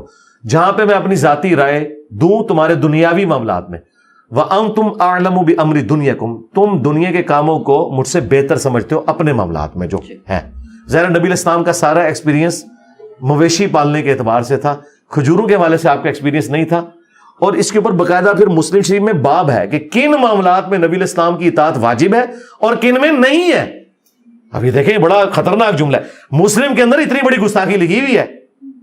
ہاں بس یہ ہے کہ امام مسلم کے ساتھ انجینئر نہیں لگا ہوا, ہاں ورنہ امام مسلم کے خلاف بھی کلپ آیا ہوتا. سر اس میں ابھی آپ ڈاکٹر تیمور صاحب بہت اچھا ڈسکشن کر رہے تھے کہ مسلم امہ نیچے جانا کب شروع ہوئی, جب فیصل بڑھائے چاہے ہوئے تھے ان کے ساتھ بھی آپ کا بہت اچھا ڈسکشن ہوا کہ وہ جو ریزن کا ایک ایرا تھا ہم نے کیسے لوز کیا. اس میں ایک پہلو جو مجھے لگتا ہے کہ شاید مسنگ تھا, میں آپ کی اس پہ بھی رائے جاننا چاہوں گا. احمد کورو کی بھی اس پہ بہت اچھی کتاب ہے کہ جو اچھا کام ہوا, سوچ کا کام ہوا, وہ تب ہوا جب مسلم امہ کے جو تھنکرز تھے وہ اسٹیٹ سے الائنڈ نہیں تھے. ایک وقت جب آیا جب اسٹیٹ نے کو آپٹ کر لیا, اینڈ ایز سچ کیونکہ ہمارے پاس قرآن ہے, کیونکہ ہمارے پاس حدیث ہے, مسجد کا رول پادری والا نہیں رہا کہ چرچ الٹیمیٹ اتھارٹی ہے and he speaking on behalf of God. ہم یہ نہیں تصور کرتے کسی لیڈر کو. لیکن جب اسٹیٹ نے پذیرائی دی کچھ اسلامک تھنکرز کو, کچھ اسلامک اسکالرس کو, کیا آپ کو لگتا ہے وہ جو اسٹیٹ کلرجی نیکسس ہے جس کے بارے میں حسین حقانی نے between the mosque and the military Pakistan کے بارے میں لکھا ہوا ہے, اس نے بھی اسلام کو بہت زیادہ نقصان دیا؟ دیکھیں نقصان تو مختلف چیزوں سے ہوا ہے. اسٹیٹ نے پذیرائی بھی دی ہے. دیکھیں البیرونی نے جب زمین کا سرکمفرنس کیلکولیٹ کیا ہے تو اسٹیٹ نے اسے انعام دیا نا. باقی یہ جو آپ نے بات کی نا کہ اسٹیٹ سے انڈیپینڈنٹ ان اداروں کو ہونا چاہیے, تو میں بھی اسی حق میں ہوں. امام خمینی نے انڈیپینڈنٹ کیا ہوا ہے اپنے مذہبی سارے جو ادارے ہیں, ان کا اپنا بجٹ ہوتا ہے, وہ گورنمنٹ آف ایران کے اوپر ڈیپینڈنٹ نہیں ہوتے. ظاہر ہے پھر جب آپ غلام ہو جائیں گے تو پھر آپ سوچنا چھوڑ دیں گے اور آپ حکمران کے مطابق فتوے دیں گے. سلطنت عباسیہ کے دور کے اندر حکمران اپنے فتوے دیتے تھے, لیکن پھر ان کی تکلیف بھی انہیں کاٹنی پڑتی تھی. امام حنیفہ رحمۃ اللہ علیہ کو زہر کا پیالہ زبردستی پلایا گیا اس وجہ سے کہ انہوں نے حاکم وقت سے اختلاف کیا تھا. امام احمد بن حنبل کو کوڑے کھانے پڑے, معتزلہ کی حکومت آ گئی تھی, ہارون رشید کا بیٹا مامون رشید حکمران ہوا, اس کے بعد معتصم باللہ, ان لوگوں نے یہ تکلیفیں دیں. تو ظاہر ہے کہ وہ انڈیپینڈنٹ رائے رکھتے تھے. اور میں آپ کو بتاؤں, اگر کسی حکمران نے کوئی اس طریقے سے لالچ بھی دینے کی کوشش کی ہے, خلیفہ جو عباسی تھا اس نے امام مالک سے کہا کہ مجھے آپ کی کتاب بڑی پسند آئی ہے, میں چاہ رہا ہوں کہ اسے آئین کے طور پر پھیلا دوں. ان کا یہ میری رائے بھی اس میں شامل ہے, تو یہ میں تمہیں اجازت نہیں دوں گا کہ تم اسے نافذ کر دو. کیونکہ امام مالک احادیث لکھنے کے بعد نا کچھ اپنے فتاوی جات بھی لکھتے ہیں کہ میرے نزدیک یہ والی حدیث زیادہ سٹرونگ ہے اور اس میں یہ رائے ہے. تو انہوں نے اگرچہ احادیث کے مطابق رائے دی ہے اور بعض جگہ اپنی ذاتی رائے بھی دے دی ہے. اس کی وجہ سے پھر ہمیں بعد میں ایک مشکل کاٹنی پڑی کہ امام مالک کی رائے سے بھی اختلاف کرنا پڑا. لیکن پھر بھی ان کو حکومت اویلیبل بھی تھی, تو انہوں نے کہا کہ نہیں میں تمہیں نہیں کہوں گا. یہاں حکومت کسی کو گود لے, وہ کہتا ہے ٹھیک ہے جی میری ساری یہ کتابیں چھاپیں جی, میری سیڑھیاں چلاؤ جی, تسی یہ ہوتا ہے ٹی وی دے ہوتا ہے, ٹی وی چینل دے ہوتا ہے. جس طرح ہمارے ساتھ والے ملک میں گودی میڈیا کہتے ہیں, پاکستان میں وہ انڈیا کا ایک ٹرم ہے رانگ نمبر. اکثر جو ہمارے مولوی حضرات ہیں, اسلام تو ہمیں امام حسین کی ایگزامپل بتاتا ہے, بلوچستان میں ظلم ہو خاموشی. تو پاکستان میں کوئی میڈیا آزاد ہے کیا؟ میں آپ سے وہی پوچھنا چاہ رہا ہوں کہ یہ جو مولوی ہیں جو پاکستان میں پاکستانیوں پہ ظلم ہوتا ہے اس پہ خاموش رہتے ہیں, اور جو پرائم منسٹر بن جائے, سپہ سالار بن جائے, اس کی روحانی عظمتوں پہ اسپیچز دینا شروع ہو جاتے ہیں, ان کو سن کے کیا ہم سوچ لیں کہ یہ رانگ نمبر ہے؟ جی رانگ نمبر ہی ہے, اور کیا ہے, بالکل رانگ نمبر ہے. اور مجھے نہیں سمجھ آتی کہ آیت یا حدیث بیان کر لینے سے کسی کے اندر روحانیت کہاں سے آ گئی ہے. آپ کو ہمیشہ قرآن و حدیث کے نام کے اوپر تو سارا دھوکہ دیا گیا. ضیاء الحق صاحب کیا آیات نہیں پڑھتے تھے, ان کی آپ تقریریں سنیں تو آپ کو لگے گا کہ پتہ نہیں کوئی بہت کوئی مذہبی شخصیت ہے, حالانکہ سب کچھ اس نے اپنی کرسی کے لیے کیا تھا. تو میرا خیال ہے آیات اور حدیث سے آپ بالکل دھوکہ نہ کھایا کریں, بلکہ شک کریں کہ جو آیت اور حدیث پیش کر رہے ہیں نا شاید کوئی اپنی منفعت چاہ رہا ہے, تا وقت ہے کہ اس کی باقی ساری چیزیں الائن نہ ہو. یعنی میں اگر وزیر اعظم کی پوسٹ پہ یا آرمی چیف کی پوسٹ پہ یا میں چیف جسٹس کی پوسٹ پہ بیٹھ کے غریبوں کے حقوق کی بات کر رہا ہوں اور پتہ چلے 4 دن بعد کہ میں نے 2.5-3 لاکھ روپے اپنی تنخواہ بڑھا لی ہے, تو اس کا مطلب میں فراڈ کر رہا تھا. سب سے پہلے مجھے خود دستبردار ہونا ہے نا. میں اس لیے باتیں کرتا ہوں, میں سسٹم کا بینیفیشری نہیں ہوں. کوئی چندہ بک نہیں بنائی ہوئی ہے کہ لوگ آگے ہمیں چندہ دیں, نہ ہم نے کبھی گورنمنٹ سے کوئی فنڈ ڈیمانڈ کیا ہے, اس طرح کا کوئی معاملہ نہیں ہے. تو ہم کسی کا ایجنڈا بھی لانچ کرنے کے لیے تیار نہیں. تو کیا ہم یہ بھی سمجھیں کہ کوئی ضرورت سے زیادہ امیر مولوی ہے تو وہ رانگ نمبر ہے؟ جس طرح ہمیں بتایا جاتا ہے ٹخنوں سے اوپر شلوار کرو، میں نے تھوڑا پڑھا اس کے بارے میں، اگر میں غلط ہوں تو اصلاح کیجیے. وہ بتایا گیا کہ عرب جو ہیں وہ فلوئنگ کپڑے پہنتے تھے اپنے دکھانے کے لیے ہم کتنے امیر ہیں. تو مفہوم یہ بنتا ہے کہ ہمبل رہو، یہ مت دکھاؤ. تو اگر آپ ایک لیموزین سے اترتے ہیں اور شلوار یہاں پہ کر دیتے ہیں تو آپ نے جو فلسفہ تھا اس کا وہ تو پیچھے چھوڑ دیا. شلوار کیا، ہم نے تو بی ایم ڈبلیو سے تہمت والے لوگ اترتے ہوئے دیکھے ہیں، لوگ کہتے ہیں کتنے سادہ ہیں پیر صاحب، تہمت پہنی ہوئی ہے، بی ایم ڈبلیو چھپ جاتی ہے تہمت کے پیچھے. یہ ہوتا ہے. باقی یہ جو آپ نے عرب کے کلچر کی بات کی ہے نا، عرب سے پہلے رومنز میں بھی تھا یہ ٹی سی کا لفظ، ٹیل کیریئر. وہ بڑے بڑے ان کے وہ جبے پہنے ہوتے تھے، وہ اٹھا کے چلتے تھے. ہاں، تو اس وجہ سے اسلام نے اس کی ممانعت کی ہے. اب یہ ایز اے رول اسلام کے اندر مرد کے لیے ہے کہ اس نے ٹخنے ننگے رکھنے ہیں. نبی الاسلام نے اسے مشروع فرمایا اور ساتھ فرمایا کہ یہ تکبر سے ہی ہے. ایک حدیث میں ملتی ہے، سیدنا ابوبکر کہتے ہیں یا رسول اللہ بعض اوقات میری تہمت نیچے ڈھلک جاتی ہے مگر میں اسے سمیٹ لیتا ہوں، صحیح بخاری میں. آپ نے فرمایا تم تکبر کے طور پہ تو ایسا نہیں کرتے. اس سے بعض لوگ اس طرف چلے گئے کہ اگر کوئی تکبر کے بغیر نیچے رکھ لیتا ہے تو کوئی حرج نہیں.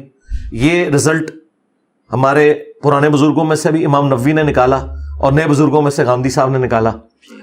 ہمارے نزدیک یہ ہے کہ ہم کسی کے اوپر تو فتویٰ نہیں لگاتے، لیکن ایٹ لیسٹ ہم نماز کے لیے کہتے ہیں کہ مرد ٹخنے ننگے کرے، کیونکہ ابو داؤد میں حدیث ہے اس مرد کی نماز قبول نہیں جس کے ٹخنے جو ہیں وہ ڈھکے ہوئے ہوں، وہ ننگے کرے. اور باقی عام حالت میں ہم کسی کے اوپر فتویٰ نہیں لگاتے، لیکن خود سنت کے طور پر اسے اڈاپٹ کرتے ہیں.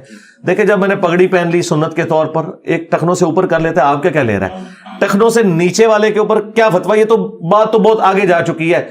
ٹخنوں سے اوپر کوئی کر کے پورا سودی نظام لے کے چل رہا ہے اور جھوٹ کا پورا سسٹم لے کے چل رہا ہے، لوگوں کو ایکسپلائٹ کر رہا ہے، تو وہ چاہے وہ ادھر تک بھی لے آئے کوئی فرق نہیں پڑے گا.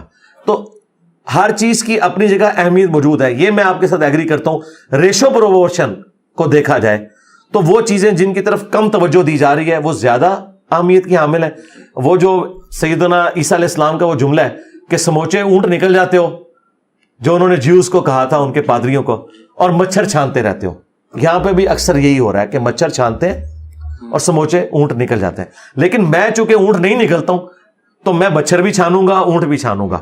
میرے پاس رائٹ ہے کہ میں اپنی بات سامنے رکھوں. آپ کی مرضی، آپ قبول کریں. آپ نے غامدی صاحب کا ذکر کیا، ایک سوال تھا اس بارے میں، لیکن اسلامک ٹچ پالیٹکس کے بارے میں آپ کی کیا رائے ہے؟ اگر کوئی آ کر اسلام کے بارے میں بات کر رہا ہے تو کوئی اس میں مناسبت تو نہیں ہونی چاہیے، لیکن ہم نے الیکشنز کو بنا دیا ہے کہ کون زیادہ مسلمان ہے. کیا آپ کو لگتا ہے یہ بھی غلط ہے؟ اسلامک ٹچ تو جی شروع سے ہی چل رہا ہے. بالکل چل رہا ہے. ہاں، اس میں صرف عمران خان صاحب کو سنگل آؤٹ نہیں کرنا چاہیے. نواز شریف امیر المومنین، ہاں جی، انہوں نے بھی سب کچھ یہی کچھ کیا تھا. جب ہم چھوٹے چھوٹے تھے اس وقت ہمیں بتایا گیا تھا کہ بے نظیر کوئی نعوذ باللہ کافروں کی ایجنٹ ہے، اور جو نواز شریف صاحب ہیں اس وقت کے عمران خان یہ ہوا کرتے تھے. ہاں، تو یہ کوئی جو ہے وہ مسلم لیگ کے لفظ سے بھی، اور پھر یہ ساری چیزیں اور بڑے گندے گندے نعرے اور سب کچھ، وہ تو ہمیں پتہ چلا کہ ہمارے ساتھ کتنا ظلم ہوا ہے. کاش اس وقت بے نظیر کی حکومت چلتی تو آج پاکستان کے حالات ذرا ڈفرینٹ ہوتے ہیں، لیکن نہیں. اور پھر جب نواز شریف صاحب کو سمجھ آئی اس وقت تک کافی دیر ہو چکی ہوئی تھی، اور پھر پہلے جو کچھ ہوا اور اب جو کچھ ہو رہا ہے. تو ہم یہ کہتے ہیں اسلامک ٹچ جو ہے نا، زیادہ تر لوگ اپنی ایک سیٹ کو بچانے کی خاطر کرتے ہیں، اور اس میں دوام کے لیے اسلام کا تڑکا لگاتے ہیں، کیونکہ لوگوں کے جذبات جڑے ہوئے نا اس دین کے ساتھ. تو میرا تو یہ مشن ہے کہ میں لوگوں کو بتاؤں کہ یہ جو آیتیں اور حدیثیں بیان کرتے ہیں نا، چاہے آپ کے پولیٹیشینز ہوں چاہے ریاستی اداروں کے لوگ ہوں، اپنے کان کھڑے کر لیں کہ کوئی اور کام آپ کے ساتھ ڈالنے والے ہیں. کیونکہ یہ پہلے آیتیں پڑھیں گے، اس کے بعد یہ اپنا ایجنڈا لانچ کر دیں گے، اور اس کی آڑ کے اندر، جس طرح مولوی ہیں قرآن و حدیث کی آڑ کے اندر بزرگوں کی تعلیمات سکھا رہے ہیں، اس لیے اپنے کان کھڑے کر لیں. ہمیں ان سے آیتیں حدیثیں نہیں سننی ہے. مجھے اس سے کوئی غرض نہیں کہ میرا آرمی چیف یا میرا چیف جسٹس قرآن کتنا جانتا ہے اور حدیثیں کتنی جانتا ہے. میں چاہتا ہوں کہ میرے نوجوان کو نوکری ملنی چاہیے.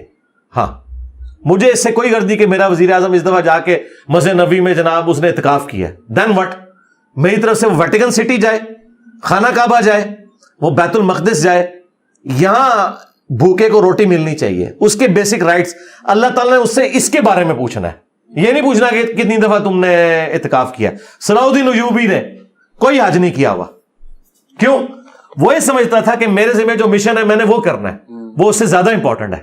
آج جو حج چل رہے ہیں اس کے مرہون منت ہیں. بعض اوقات کوئی بڑے لیول کا کام کرنا پڑ جاتا ہے آپ کو، جس کی وجہ سے یہ باقی ساری چیزیں جو آپ کو نظر آ رہی ہوتی ہیں نا، وہ بہت چھوٹی ہوتی ہیں اس کے مقابلے کے اندر. سر جب بے نظیر بھٹو الیکٹ ہوئے کئی مولویوں نے کہا کہ جی ایک عورت تو پرائم منسٹر بن نہیں سکتی. ابھی ہم آف دا ریکارڈ بات کر رہے تھے تو آپ اسما جہانگیر کی بھی تعریفیں کر رہے تھے. نہیں میں کیمرہ بھی کرتا ہوں. تو جو سننے والے ہیں ان کو ایک تضاد لگے گا کہ بھائی ایک طرف اسلام کی باتیں کر رہے ہیں, دوسری طرف آپ کہہ رہے ہیں اسما جہانگیر جیسی عورت یا بے نظیر جیسی عورت ان کی تعریفیں ہو رہی ہیں. لوگوں کو, سننے والوں کو شاید اس میں تضاد. میرے بھائی جب مجھے پورے پاکستان میں مرد اسما جہانگیر ہی نظر آئے تو میں اس کی تعریف کیوں نہ کروں, جب پوری کی پوری قوم عورت بن چکی ہو. اور یہ میں عورت کو تذلیل کے طور پہ نہیں, وہ جس طرح ایک جینڈر کی کرتے ہیں نا, ہاں نہیں یہ تذلیل کے طور پہ نہیں. میں پتا کیا, میں جس طبقے کو سمجھا رہا ہوں نا ان کو یہی لینگویج سمجھ آتی ہے. جب ہم کسی کو کہتے ہیں میں نے چوڑیاں نہیں پہنی ہوئی, مراد یہ نہیں کہ چوڑیاں پہننا کوئی کسی کی تذلیل ہے, مراد یہ کہ ان کو یہ لینگویج سمجھ آتی ہے. اور آپ کی تو ریسپانسبلٹی ہے کہ ان کو بہتر کریں. نہیں بہتر کریں گے, لیکن ابھی تو فی الحال ان کو ان کی لینگویج میں سمجھانا ہے نا. وہ اگلے دن ہمارے ایک دوست ہیں, انہوں نے نا پوسٹ لگائی ہوئی تھی کہ مسلم لیگ نون میں 2 ہی مرد ہیں, مریم اورنگزیب اور مریم نواز. تو میں تو بڑا محظوظ ہوا کہ واقعی یہ جتنی دلیری کے ساتھ 2 یہ عورتیں بولتی ہیں اتنا مرد بھی نہیں کو بولتا. اچھا نہیں ہونا چاہیے, لیکن وہ ہمارے معاشرے میں نہیں ہے نا, ظاہر ایک پسا ہوا طبقہ ہے نا. ہم کہتے ہیں ہم آپ اور سرکار آپ اس وقت یورپ میں نہیں بیٹھے, پاکستان میں بیٹھے ہیں. حضرت عائشہ جنگ پہ نہیں گئی, انہوں کو دلیر عورت ملے نا تو پھر انہوں پتہ لگے گا. نہیں جائیں وہ, اب آپ اس طرف نہ بات کو لے جائیں. میں آپ کو بال کی کھال تب اتاریں جب میں آپ کے ساتھ ایگری نہ کر رہا ہوں. جی میں ایگری کر رہا ہوں جب میں سٹارٹ لے رہا ہوں اس سے, لیکن جس معاشرے کو سمجھانا ہے اسے اس کی مثال دینی ہے. جب یہ کہتا ہے نا مرد کی زبان, تو ان کی لینگویج میں ہم نے ان کو یہ سکھانا ہے کہ یہ مرد کی زبان تھی. اس کا یہ مطلب نہیں کہ عورت کی زبان نہیں ہوتی. اب آپ اس طرف آ جائیں, وہ جو ہم تعریف کی بات کر رہے تھے وہ اسی لیے کر رہے تھے کہ مردوں سے ایکسپیکٹ کیا جاتا ہے کہ وہ دلیری دکھائیں گے. چلے میں آپ کو بھی پھکا دے دیتا ہوں تاکہ آپ کو بعد میں آرام آئے.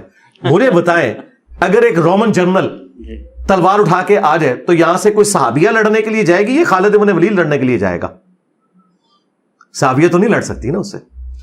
مرد کا مقابلہ مرد سے ہی ہوگا نا تلوار پہ, میدان جنگ کے اندر کس کے ساتھ ہوگا؟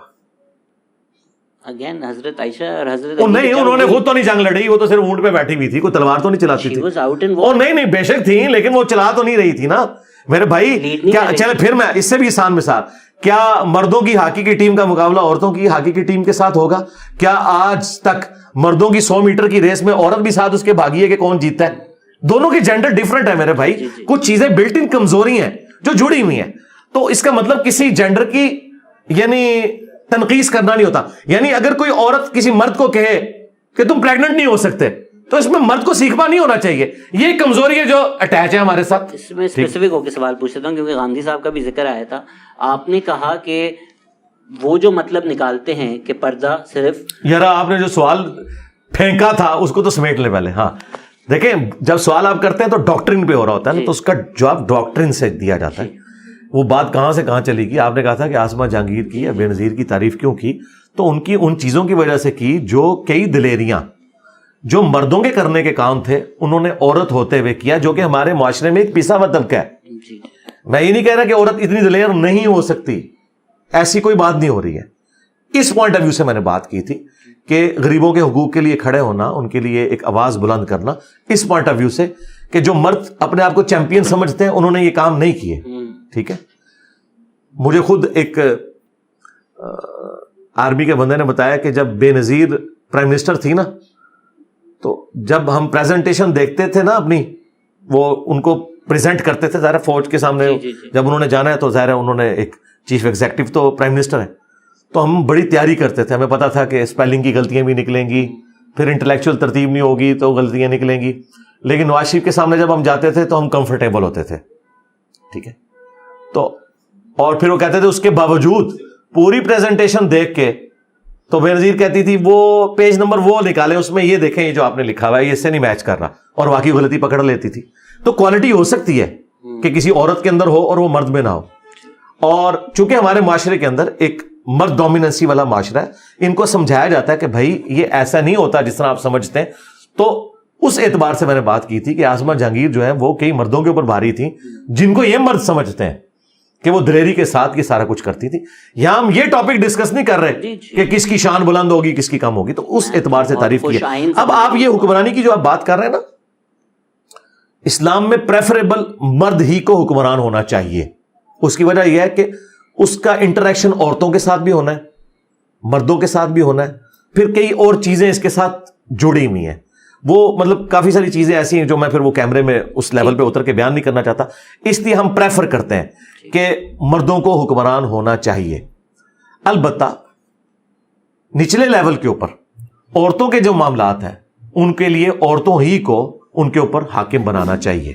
سیدنا عمر نے بھی ایسے معاملات کیے ہوئے تھے, لیکن اوور آل ڈومیننسی مرد کیا, اور یہ اللہ نے ڈومیننسی ایسی رکھی ہے کہ کسی عورت کو پیغمبر نہیں بنایا, پیغمبر سارے مرد ہوئے.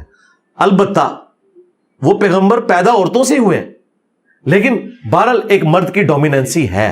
کئی ایک چیزیں جو بلٹ ان اس کے ساتھ اٹیچ ہیں خوبی کے طور پر, جو عورت کی ایک نیچرل کمزوری کے طور پہ. بے نظیر کی آپ بات کر لیں, میں آپ کو لاجیکلی بتاتا ہوں کتنے مضبوط اعصاب کی عورت تھی وہ, لیکن وہ جواب دے پروگرام جیو کے اوپر چلا افتخار کے ساتھ. جب ان کے بھائی کے قتل کا ذکر آیا, اس سے اپنے آنسو نہیں رک رہے تھے اور اس کی زبان لڑکھڑا گئی, اس نے اپنا کالر مائک اتار دیا کہ آپ پرائم منسٹر تھی اور آپ کا بھائی قتل ہو گیا. کیونکہ عورت بہرحال عورت ہوتی ہے, پسیج جاتی ہے, اور یہ میں اس کی خوبی کے طور پہ بیان کر رہا ہوں کہ عورت کی یہ خوبی ہے کہ وہ جلدی پسیجتی ہے ایز کمپیئر ٹو مرد کے, لیکن بعض جگہ یہ اس کی کمزوری بھی بن جاتی ہے. تو اس پوائنٹ آف ویو سے میں بات کر رہا تھا. تو جس کی ہم تعریف کرتے ہیں وہ کرتے ہیں. باقی میں آپ کو بتاؤں, مولانا مودودی رحمہ اللہ خلافت و ملوکیت لکھی, سیدنا علی کا دفاع کیا, اور ساتھ سیدہ عائشہ کے حوالے سے انہوں نے رسپیکٹ کے اندر اختلاف کیا کہ انہیں یہ نہیں کرنا چاہیے تھا. لیکن جب ایوب خان ورسز فاطمہ جناح آئی تو انہوں نے خلافت و ملوکیت کے اوپر عمل نہیں کیا, انہوں نے فاطمہ جناح کا ساتھ دیا, کیونکہ وہ ڈکٹیٹر تھا, اس کے مقابلے پہ یہ ایک ڈیموکریٹک تھی. تو انہوں نے کہا ان دونوں میں سے میں اگر انتخاب کروں گا نا تو میں اس کا انتخاب کروں گا. ہمارے اوپر یہ جو ڈمی وزیر اعظم یہ مسلط کرتے ہیں نا, مجھے ان وزیر اعظم اور بے نظیر میں اگر انتخاب کرنا پڑے تو میں بے نظیر کا انتخاب کروں گا. لیکن اگر مجھے اس سے زیادہ کوئی, یعنی اگر آپ کہیں کہ ذوالفقار علی بھٹو جیسا ایک دلیر لیڈر ہے, اس کے مقابلے پہ کوئی کمزور عورت ہے, تو میں پھر اس کو پہلے ہی مجھے لوگ جیالہ کہتے ہیں, کہیں گے آج میں نے آپ کو بھی جیالہ بنا دیا. سر اس میں اکثر لوگ اس طرح کی بھی باتیں کرتے ہیں کہ عورت کی کمائی حرام ہے, پر ہمارے پاس حضرت خدیجہ رضی اللہ عنہ کی بھی اگزامپل ہے. کوئی بھی نہیں کہتا جی عورت کی کمائی حرام ہے. آج کل تو فخریہ کھاتے ہیں. نہیں سوسائٹی میں کیا, جو ان پڑھ لوگوں کی سوسائٹی ہے جنوبی پنجاب میں, وہاں تو مرد پورا دن بیٹھ کے سگریٹ اور حقے لگاتے ہیں, عورتیں بیچاری مزدوری کرتی ہیں. یہاں بھی میں آپ کو دکھا دیتا ہوں, ہمارے معاشرے کے اندر تو یہ المیہ ہے کہ عورت کی کمائی مرد کھا رہا ہے, کوئی حرام نہیں سمجھتا اسے. اسلام آباد میں اکثر عورتیں ملازمت کرتی ہیں اور جھونپڑیوں کے اندر ان کے مرد بیٹھے ہوئے, بس ان کا یہی کام ہے کہ پاکستان کی آبادی میں اضافہ کر رہے ہیں. سر اس میں خاندی صاحب نے جو انالیسس دیا تھا نقاب کے اوپر, اس میں آپ کا ریٹورٹ رسپانس یہ تھا کہ آپ نے کہا کہ اگر نقاب اور پردہ مہات المومنین وائفز آف دی پروفٹ صلی اللہ علیہ وسلم فرض کیا تو ہم نے ان کو ہی فالو کرنا ہے. تو اس سے تو یہ سمجھ آتا ہے کہ وہ ماڈل ہے اور ہم نے فالو کرنا ہے. اس سے یہ تو نہیں سمجھ میں آتا کہ قرآن نے سب پہ فرض کر دیا. ظاہر ہے قرآن نے کن کو آئیڈیل ہمارے لیے بنایا ہے, نبی الاسلام کی بیویوں کو نا. جب اللہ تعالیٰ کہتا ہے کہ رسول اللہ کی زندگی میں تمہارے لیے بہترین نمونہ ہے, تو اس میں جو عورتوں سے ریلیٹڈ معاملات ہیں ان میں نبی الاسلام ایز اے پرسنالٹی خود تو نمونہ نہیں ہوں گے نا, آپ کی بیٹی اور بیوی ہی ہوگی نا. تو لاجک کر جائیں گورے کی عدالت میں ہمارا مقدمہ لے جائیں. اس میں ہم انالوجی اگر ڈرا کریں تو عورت کا نقاب نہ کرنا اس ایک مرد جو کلین شیون ہے وہ برابر نہیں ہو جاتا, کیونکہ وہ بھی پھر ہمارا ماڈل نہیں فالو کر رہا. مردوں کے لیے اگر ہمارے لیے پروفٹ ماڈل ہیں تو ہمیں وہ فالو کرنا چاہیے, عورتوں کے لیے وہ ہیں تو ان کو فالو کرنا چاہیے, تو وہ ایکویٹ ہو جاتی ہے بات, رائٹ؟ نہیں, پردہ بیچ میں کلین شیو کو آپ کہاں سے لے آئے ہیں؟ ایک ہی بات نہیں ہو جاتی کہ وہ دونوں اپنے ماڈلز کو فالو نہیں کر رہے, کہ اگر ایک مرد داڑھی نہیں رکھ رہا اور ایک عورت پردہ نہیں کر رہی تو وہ ایکول لیول نہیں ہے گناہ کا. ہم جی ہے نا, ایکول ہے نا. ہاں, ہم کیونکہ پورا ہمارا فوکس پورے پاکستان کا نقاب پہ ہوتا ہے اور باقی چیزوں پہ ہم کوئی فوکس. اس میں کوئی عورت کی تذلیل تو نہیں ہو رہی ہے. دیکھیں یورپ نے عورت کو کمانڈی بنا کے پیش کیا, ٹھیک ہے نا, اور ان کا خاندانی سسٹم برباد ہی اس لیے ہوا ہے کہ عورت کو انہوں نے کموڈٹی بنایا ہے. شیونگ بلیڈ کے اشتہار میں عورت لے آئے ہیں, ٹھیک ہے, وہ کیوں لے کے آئے ہیں؟ عورت کی تذلیل ہوئی ہے نا انڈائریکٹلی, کیونکہ وہ جو سیکس جو فرائڈ کہتا ہے سب سے امپورٹنٹ جذبہ ہے, قرآن بھی یہی کہتا ہے. فرائڈ نے تو اب کہا ہے نا, قرآن نے پہلے کہا زین للناس حب الشہوات, اللہ نے مزین کر دی ہے لوگوں کے لیے شہوات, ان میں پہلے نمبر پہ عورتیں ہیں, اور دولت کا ذکر بعد میں آیا ہے. تو یہ جو ایک امپورٹنٹ جذبہ ہے اس کی وجہ سے سیکس ڈسپلن اسلام نے دیا ہے, اس کے بغیر چارہ نہیں ہے. تو عورت کے پردے کی بات اس لیے ہو رہی ہوتی ہے کہ عورت کو یہ اللہ نے رسپیکٹ دی ہے کہ وہ عورت کا مطلب ہی عربی میں آپ کو پتا کیا ہے؟ چھپانے کی چیز. عورت کا مطلب ہے چھپانے کی چیز, اسے رسپیکٹ دی جائے گی. معاشرے کے اندر انارکی نہ پھیلے. عورت کو نقاب کرنانے کا مطلب یہ نہیں کہ آپ اس کی تذلیل کر رہے ہیں. ہم مرد کو نقاب نہ پہنا کے اس کی تذلیل تو کر رہے ہیں کہ تو اتنا خوبصورت اور اٹریکٹیو نہیں ہے جتنی عورت ہے, اگر دیکھا جائے. ورنہ تو مرد کا بھی نقاب ہونا چاہیے تھا نا عورتوں سے, نہیں ہے نا. تو یہ اللہ تعالیٰ نے عورت کو اٹریکٹیو بنایا ہے, پھر اس کے اندر حیا زیادہ رکھی ہے, اور اس کو پیسو بنایا ہے, مرد کو ایکٹیو بنایا ہوا ہے. اس لیے عورت چھپانے کی چیز ہے اس اعتبار سے. اس کا یہ مطلب نہیں کہ عورت جاب نہیں کر سکتی, اس کا یہ مطلب نہیں کہ عورت لیڈی ڈاکٹر نہیں ہوگی. میں تو کہتا ہوں گائناکالوجسٹ عورتیں ہی ہونی چاہیے, عورتوں کو میڈیکل کی تعلیم دلوانی چاہیے. ساری چیزیں ہیں. ہم جو ایک پورشن میں بات کر رہے ہیں, آپ دیکھیں CNN کے اوپر غالباً ایک پروگرام لگا تھا, جو ایک فرینچ میکینیکل انجینئر تھی, ایک عورت, وہ مسلمان ہوئی, اس نے پورا حجاب کیا ہوا تھا, نقاب بھی کیا ہوا تھا, اور اس کے مقابلے پہ ایک عرب کی عورت انہوں نے بٹھائی ہوئی تھی جو بے پردہ تھی اور سر کے بال بھی اس کے کھلے ہوئے تھے. دونوں مسلمان تھی.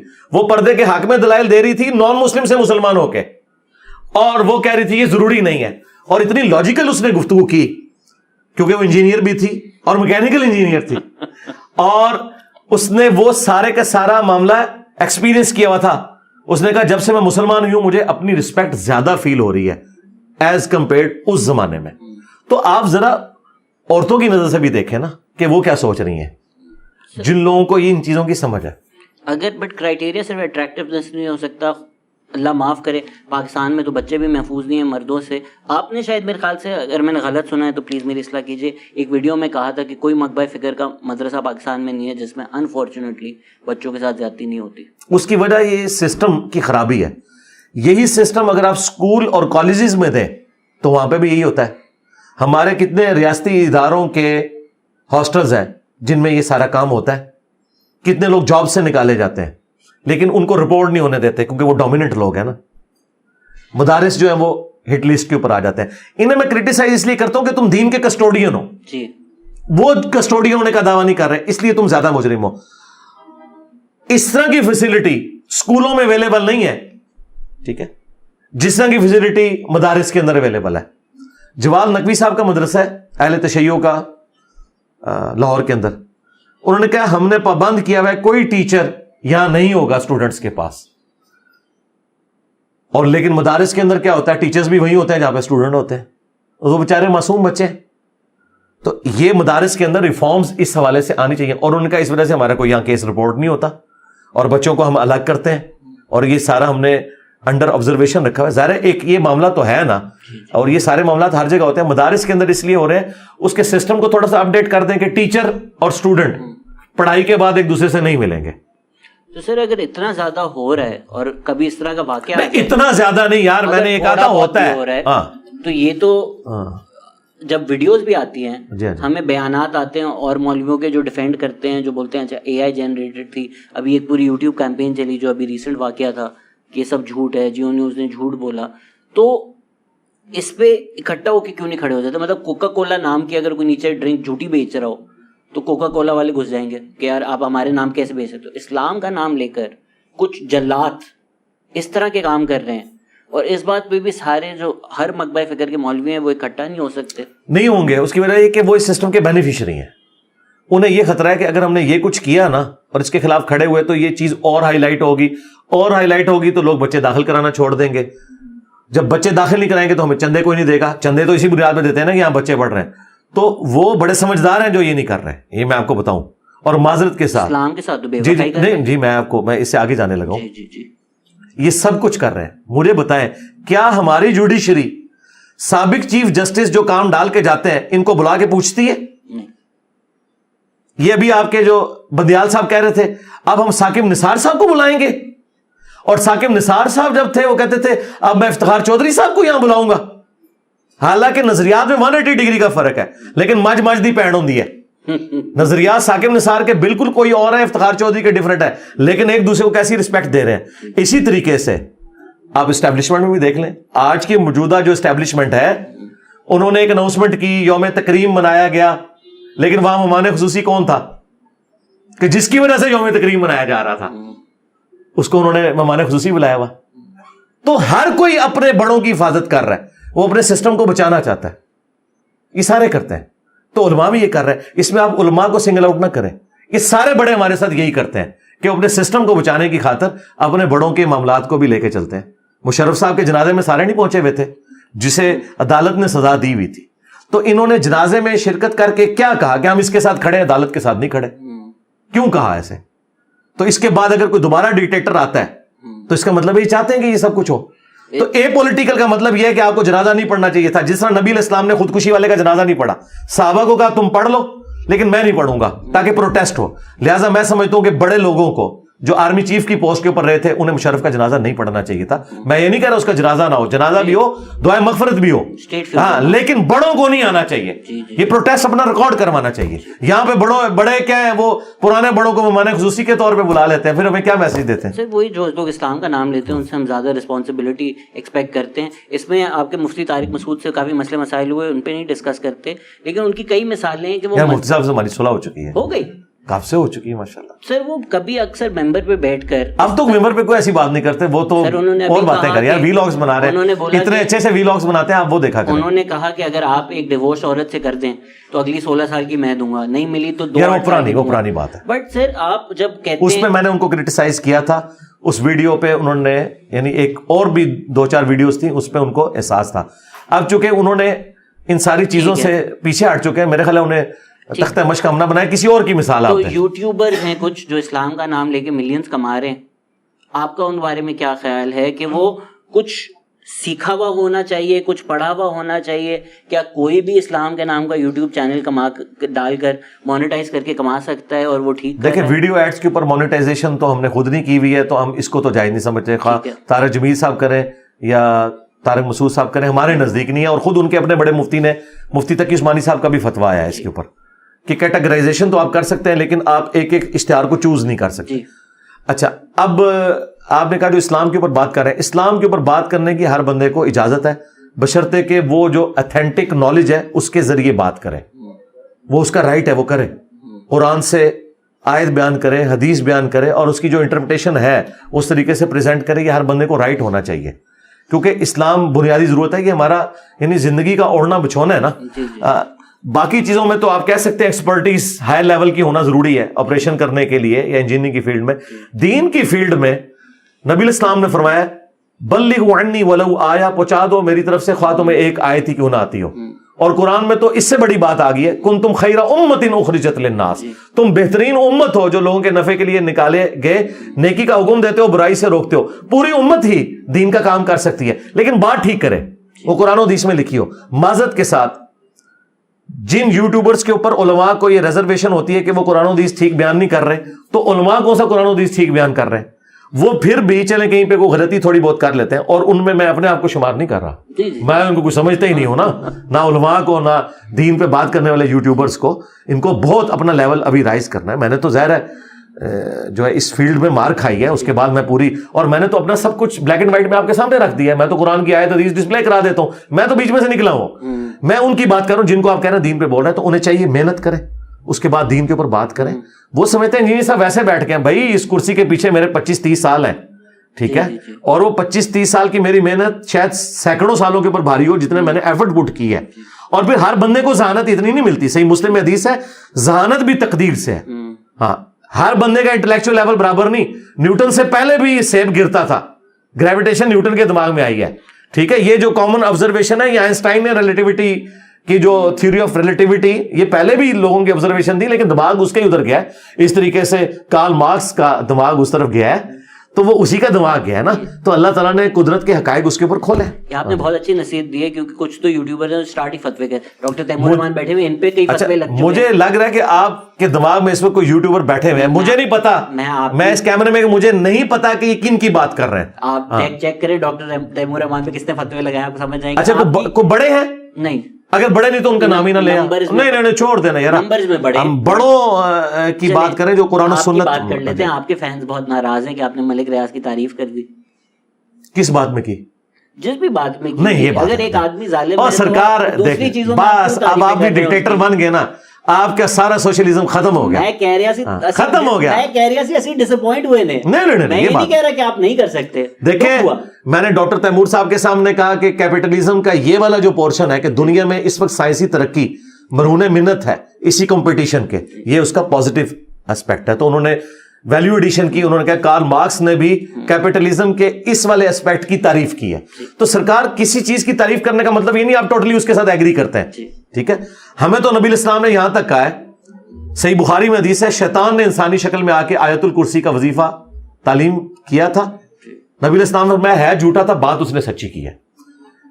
ملک ریاض صاحب کی جو میں نے تعریف کی تھی جس معاملے کے اندر, کیا اس معاملے میں ان کی تعریف بنتی ہے یا نہیں, یہ آپ ان پرنسپل مجھ سے ڈسکس کریں, ٹھیک ہے. ملک ریاض کی وجہ سے آج میں تو اب کہہ سکتا ہوں کروڑوں لوگوں کے چولہے چل رہے ہیں, لاکھوں سے بھی بات اوپر جا چکی ہے. انہوں نے جو آپ کے ملک میں لیونگ سٹینڈرڈ دیا, جس کی وجہ سے لوگ نہ صرف اس ملک میں ریمیٹنس بھیج رہے ہیں بلکہ یہاں پیرلل میں انہوں نے اپنے مکان بنائے ہوئے ہیں, چھٹیوں میں آ کے یہاں رہتے ہیں, اور یہاں کتنے لوگوں کا روزگار اس کے ساتھ کھلا ہوا ہے کنسٹرکشن مٹیریل کا, پلس جو لوگ صفائیاں کرنے والے لوگ ہیں جو پورا سال ان کوٹھیوں کی دیکھ بھال کرتے ہیں, اس کی وجہ سے کرائے پہ آپ کو سستے مکان اویلیبل ہیں. یا آپ اگر گننا شروع کریں اتنا کچھ ہے, تو میں نے اس چیز کی تعریف کی تھی. یہ ایک لمبی ڈیبیٹ ہے میرے خیال سے, تو ریئل اسٹیٹ سیکٹر کی وجہ سے پاکستان تباہ ہو رہا ہے. عاطف میاں دیکھیں وہ ایک معاملہ الگ ہے, وہ اس چیز کو ایڈریس کرنا چاہیے, لیکن اوور آل مجھے بتائیں, آپ نے بھی جب رہنا ہوگا نا میرے بھائی, جب آپ کے پاس پیسے آئیں گے تو آپ نے گڑی شاہو میں نہیں جا کے رہنا, آپ نے کہنا میں ڈیفینس میں جاؤں یا میں جاؤں بیریگیٹ ٹاؤن میں, اور یہ آپ کا رائٹ ہے. میں نے ملٹیپل ٹائمز پروٹیسٹ کیے, جن ولیجرز جن گاؤں والوں کی زمینیں چرا کر بیریگیٹ ٹاؤن, یار وہ تو بات غلط ہے جی, وہ غلط ہے, اسے بھی میں نے کنڈیم کیا ہوا ہے, اس کو میں نے سخت الفاظ میں کنڈیم کیا ہے کہ یہ معاملات کرنا اور یہ سمجھنا کہ اس کے ذریعے ہم دسترخوان جو ہے وہ 1 لاکھ بندے کو روزانہ کھانا کھلا کے تو وہ گناہ معاف ہوگا, وہ نہیں ہوگا. وہ غلط بات اپنی جگہ ہے, لیکن میں نے اس پوائنٹ آف ویو سے تعریف کی تھی. تو میرے بھائی وہ تو ہر بندے کی تعریف کسی دوسرے کو بری لگے گی. میں نے عبدالستار عیدی کی تعریف کی, آپ کو تو بڑی اچھی لگی ہوگی, ریلیجس طبقے کو تو بری لگی. انہوں نے کہا کہ یہ بندہ تو سوشلسٹ تھا, وہ تو کہتا تھا میں کارل مارکس کو اپنا آئیڈیل سمجھتا ہوں, اس نے نبی الاسلام کا نام نہیں لیا. اتنا کیڑی جتنا دل ہے مولویوں کا, تو ٹھیک ہے. تو ہم نے ان کی تعریف کی جس معاملے میں کی, اور آپ کو میں حیران کن بات بتاؤں, کوئی مولوی ان کا جنازہ پڑھانے کے لیے تیار نہیں ہوا. کراچی میں سارے مولوی بیٹھے ہوئے ہیں نا, پلانٹ ارتھ کے مفتی اعظم, کسی ایک نے بھی جنازہ پڑھا ہے؟ تقی عثمانی نے پڑھا جنازہ؟ مفتی منیر الرحمان نے جنازہ پڑھا؟ نہیں. فوج نے اپنا پیڈ مولوی کھڑا کر کے جنازہ پڑھوایا, کوئی جنازہ پڑھنے کے لیے بھی تیار نہیں ہوا. ان کے تو کیڑی جتنے دل ہیں. آسما جہانگیر کا بھی جنازہ مودودی صاحب کے بیٹے نے پڑھایا, وہ بھی یعنی وہ چونکہ وہ ایک کھلے ذہن کے بندے ہیں, ورنہ یہ مولوی تو کبھی بھی تیار نہ ہوتے. تو میں آپ کو بتاؤں ان کے دل بڑے تھوڑے ہیں, اس کی وجہ سے آپ بھی اس طرح کا ایٹیٹیوڈ نہ اڈاپٹ کریں. مجھے بڑی افسوس ہوتا ہے کہ جب آرگومنٹس میں باری آتی ہے, ہم ایتھیسٹ سے جب ڈسکشن کرتے ہیں ہمیں بڑا اچھا لگتا ہے جب سائنس پہ بولتے ہیں, جیسے ہم لاجک ان کے خلاف تو وہ بھی مولوی بن کے سامنے آ جاتے ہیں. تو مولوی نہ منع کریں, یہ ایک کیفیت ہے مولوی بننا, جو کبھی آپ پہ بھی طاری ہو جاتی ہے اور کبھی ان کے اوپر بھی طاری ہو جاتی ہے. تو ایک حوالے سے میں نے تعریف کی تھی, اور میں نے اس میں کہا تھا کہ آپ پابند کریں کہ سولر سب لوگ اپنے گھروں میں لگوائیں, کیونکہ آپ کے پاس وہ لوگ آ رہے ہیں جن کے پاس کروڑوں کے بنگلے ہیں. اگر وہ 15-20 لاکھ کا سولر لگوا لیتے ہیں تو غریب لوگوں کو بجلی سستی مل جائے گی. اس میں نے ان کے آج آپ نے بہتر کیا کہ جو نہیں پہلے بھی یہ کیا ہوا, آپ نے پہلے یہ نہیں بولا تھا کہ جن گاؤں والوں کی انہوں نے زمینیں چرائی ہیں. اور یار وہ جب ٹاپک ڈسکس ہوگا نا تو ہونا, جب وہ ٹاپک یہ تو قرآن میں بھی نہیں ہوا سرکار. قرآن میں بھی جب کوئی ٹاپک ڈسکس ہوتا ہے اس کی جو رسپیکٹو آیت ہے وہ کسی اور جگہ موجود ہوتی ہے, ٹوٹیلٹی میں لینا ہوتا ہے. تو میرے نظریات کو آپ نے ٹوٹیلٹی میں لینا نا جب مجھے اسٹڈی کریں گے. اللہ کا شکر ہے پرانے بزرگوں کو تو اپنا دفاع کرنے کا موقع ہی نہیں ملا. میں نے اپنی زندگی میں اپنے خلاف آنے والے ہر ایلیگیشن کا جواب ویڈیو میں ریکارڈ کروا دیا اللہ کے فضل سے. ہم اسلامک نظام کی جب بات کرتے ہیں اکثر چیزوں پہ لوگوں کا اختلاف ہوتا ہے, جس طرح میں نے نقاب کی اگزامپل دی, یا کچھ بہائی پھیل رہی ہے, سر فہرست ہوتی ہے روزرا ٹی وی پہ, انٹرسٹ پہ کوئی بات نہیں کرتا. تو وہ جو فتوے آئے ہوئے ہیں کہ چلیں انٹرسٹ ہو سکتا ہے, اسلامک بینکنگ ہو سکتی ہے, جبکہ اگر آپ نے تو ریسرچ کی ہوگی وہ کچھ اسلامک بینکنگ بھی زیادہ اسلامک نظر نہیں آتی. تو کیا یہ بد دیانتی ہے ہماری کہ ہم خوش انٹرسٹ سسٹم پہ چلا رہے ہیں, یا ہماری مجبوری ہے؟ بولتے تو ہیں جی سارے. اسحاق ڈار صاحب جب نئے آئے تھے, مولانا فضل الرحمان کو انہوں نے مہمان خصوصی بلا کے سود کے خلاف کانفرنس کی تھی, تقی عثمانی صاحب کو بلایا تھا, بڑی اچھی تقریریں کی تھی, اس کے بعد کچھ نکلا نہیں ہے.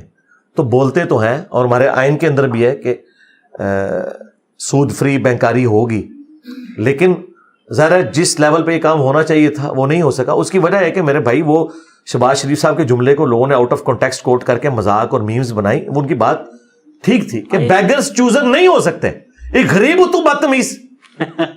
ہاں یہ اس سے بڑا جملہ میں بولتا ہوں کہ جب چندے لوگوں سے لے کے کھا رہے ہو, IMF سے $1 ارب کے پیچھے تم ہاتھ پھیلا رہے ہو اور کہہ رہے ہو کہ یہ $1 ارب لے کے ہم نے دنیا میں اسلام کا جھنڈا امریکہ کے وائٹ ہاؤس کے اوپر بھی لہرانا ہے, تو بھائی آپ کی میمز ہی بنے گی نا.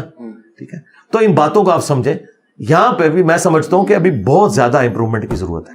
تو یہاں پہ آپ کی پوزیشن یہ ہے کہ کیونکہ ہمارا اسلامک نظام صحیح طریقے سے نہیں آ سکتا, اور آپ نے بھی گریجولی ہوگا جی, ایک دم نہیں ہوگا. بھی کہا کہ آ گیا تو ساتھ بھی آئے گا, تو بہتر یہ پاکستان سیکولر ہے فار دا ٹائم بینگ, اس میں آپ زیادہ آزادی سے اپنا مذہب پریکٹس کر سکتے ہیں. پہلی بات ہے کہ ہمیں دیوبندی, بریلوی, اہل حدیث, شیعہ اسلام نہیں چاہیے, ہمیں اسلام چاہیے. ٹھیک ہے, اور اسلام تب آئے گا جب واقعی اسلام ہو. تو مجھے تو اس وقت وہ نظر نہیں آ رہا, تو ظاہر ہے یہ پھر سیکولرزم یہ اسلام کے سب سے زیادہ قریب ہے. پھر یہ میں سوٹ کرتی ہے کہ ہم بھی رائے عامہ ہموار کریں, یہ لوگ بھی اپنی رائے عامہ ہموار کریں.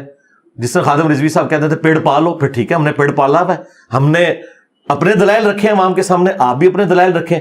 جو جیت جائے گا وہ حکومت بنا لے, ٹھیک ہے, بالکل ٹھیک ہے, لیکن ڈنڈے کے زور کے اوپر زبردستی والا معاملہ نہیں ہونا چاہیے. سر آپ نے ابھی کافی کھل کے کرٹیسائز کیا پارا چنار میں جو ہو رہا ہے وہ ہمارے سامنے ہے, لیکن ساتھ ساتھ مین اسٹریم پاکستان میں بھی شیعہ کافر ریلیز چل رہی ہوتی ہیں. ان ریلی پہ جو لوگ کھڑے ہوتے ہیں, اسپیچز دے رہے ہوتے ہیں, بعد میں ہم دیکھتے ہیں کہ سنی مولوی جو پیار محبت کی باتیں کرتے ہیں وہ ان سے گلے بھی مل رہے ہوتے ہیں. تو اس طرح کے لوگ جو باتیں کرتے ہیں, میرے خیال آپ تو یہ اپنی موت مار چکے ہیں یار. اب کوئی اس بڑے لیول کا کوئی معاملہ نہیں ہوتا.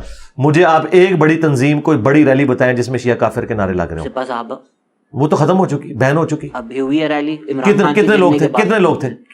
ہزاروں. کہاں پہ ہوئی؟ شار فیصل. کس ٹاپک پہ ہوئی؟ اسی ٹاپک. نہیں ٹاپک کیا تھا, مرکزی ٹاپک کیا تھا؟ نہیں کوئی ایونٹ آتا ہے نا. دیکھیں مرکزی تو یہ تھا کہ ہم ہمارے جو ادارے ہیں ان کو سپورٹ کرنے کے لیے عمران خان کے خلاف, وہ آپ کو پتہ ہے کہ کس طرح ٹاپک کیا جاتا ہے, لیکن اس پہ نعرے تو یہی لگے. وہ کسی انڈیویجول نے لگا دیے, ان کا بڑا بھی اس کو ڈینائی کرے گا. میں نہیں سمجھتا اس وقت پاکستان میں کوئی تنظیم اعلانیہ اس معاملے کو لے کے چل رہی ہے, اور نہ ہمارے ریاستی ادارے اس کو برداشت کریں گے. یہ میں آپ کو کلیئر کٹ بتا دوں. وہ پروٹیکٹ کرتے ہیں اس چیز کو, کیونکہ فوج شیعہ سنی تو نہیں ہے. آپ کو پتا ہے فوج میں اس وقت بھی, جب محرم ابھی آنے والا ہے نا, چند دن رہ گئے, محرم میں فوج کی اپنی گاڑیاں, جو فوجی شیعہ ہیں ان کے لیے, ان کی فیملیز کے لیے امام بارگاہوں تک, جن کو آپ امام بارگاہ کہتے ہیں, وہ مسجد ہے, وہ مسجد و امام بارگاہ ہوتی ہے. جس طرح ہماری مسجد اور مدرسہ ہوتا ہے, ان کی بھی مسجد ہی ہوتی ہے. مسجد کو امام بارگاہ نہیں وہ کہتے. ڈاکٹر صاحب یہ آپ کے لیے شاید نئی چیز ہو, امام بارگاہ ایڈجسٹنٹ ہوتی ہے, اصل وہ مسجد ہے. تو مسجد و امام بارگاہ کے لیے وہ ان کو لے کے چلتے ہیں. ایون ضیاء الحق سب سے زیادہ ہارڈ لائنر تھا نا, یہ ساری چیزیں اس نے بوئی ہوئی ہیں نا. ضیاء الحق کے دور میں یہ قانون بنایا گیا کہ کینٹ ایریا میں امام بارگاہ بھی ہوگی, بنوائی ہے اس نے. تو وہاں پہ بھی اس نے یہ کام, اس نے بھی اتحاد امت کے حوالے سے اتنا والا کام کیا. یہ لادہ بات ہے کہ جو باقی تنظیمیں بھی ان کے انڈر پروان چڑھی.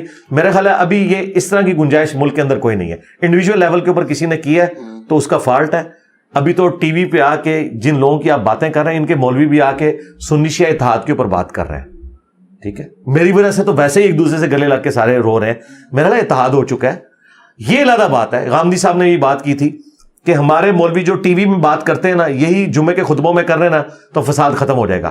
یہ لادہ بات ہے کہ ٹی وی میں ان کا چہرہ اور ہوتا ہے اور اپنی مجلس کے اندر ان کا چہرہ اور ہوتا ہے. یہ ساروں کے ساتھ اٹیچ ہے. تو میرے خیال ہے ہماری عوام جو ہے وہ ان کو کنڈیم کرے. اب تو بڑے سینسر ہو کے ویڈیوز بھی چڑھتی ہیں, اور جو اس طرح کی وہ ویڈیو سامنے آئے تو اس کے اوپر FIA والے ایکشن لے لیتے ہیں. سر آپ نے ایتھیزم والی ڈیبیٹ کا ذکر کیا, کیا آپ کو لگتا ہے کہ مذہبی اسکالر جو ہیں وہ غلطی کرتے ہیں کہ ایتھیزم ورسز اسلام کی جو یوٹیوب ڈیبیٹس ہو رہی ہیں اس میں سائنس پہ رہ کر یہ ڈیبیٹ کر رہے ہوتے ہیں, جبکہ مذہب از a belief, is a faith. اگر اللہ سب کو نظر آ رہا ہوتا تو وہ فیتھ اور بلیف کا تو ایلیمنٹ ختم ہو جاتا ہے. تو آپ اس فیلڈ میں جا کے یہ چیز ڈیبیٹ کر ہی کیوں رہے ہیں؟ پہلی بات یہ کہ یہ کلیئر کر لیں کہ مذہب اللہ کی ضرورت نہیں ہے, اسلام اللہ کی ضرورت نہیں ہے.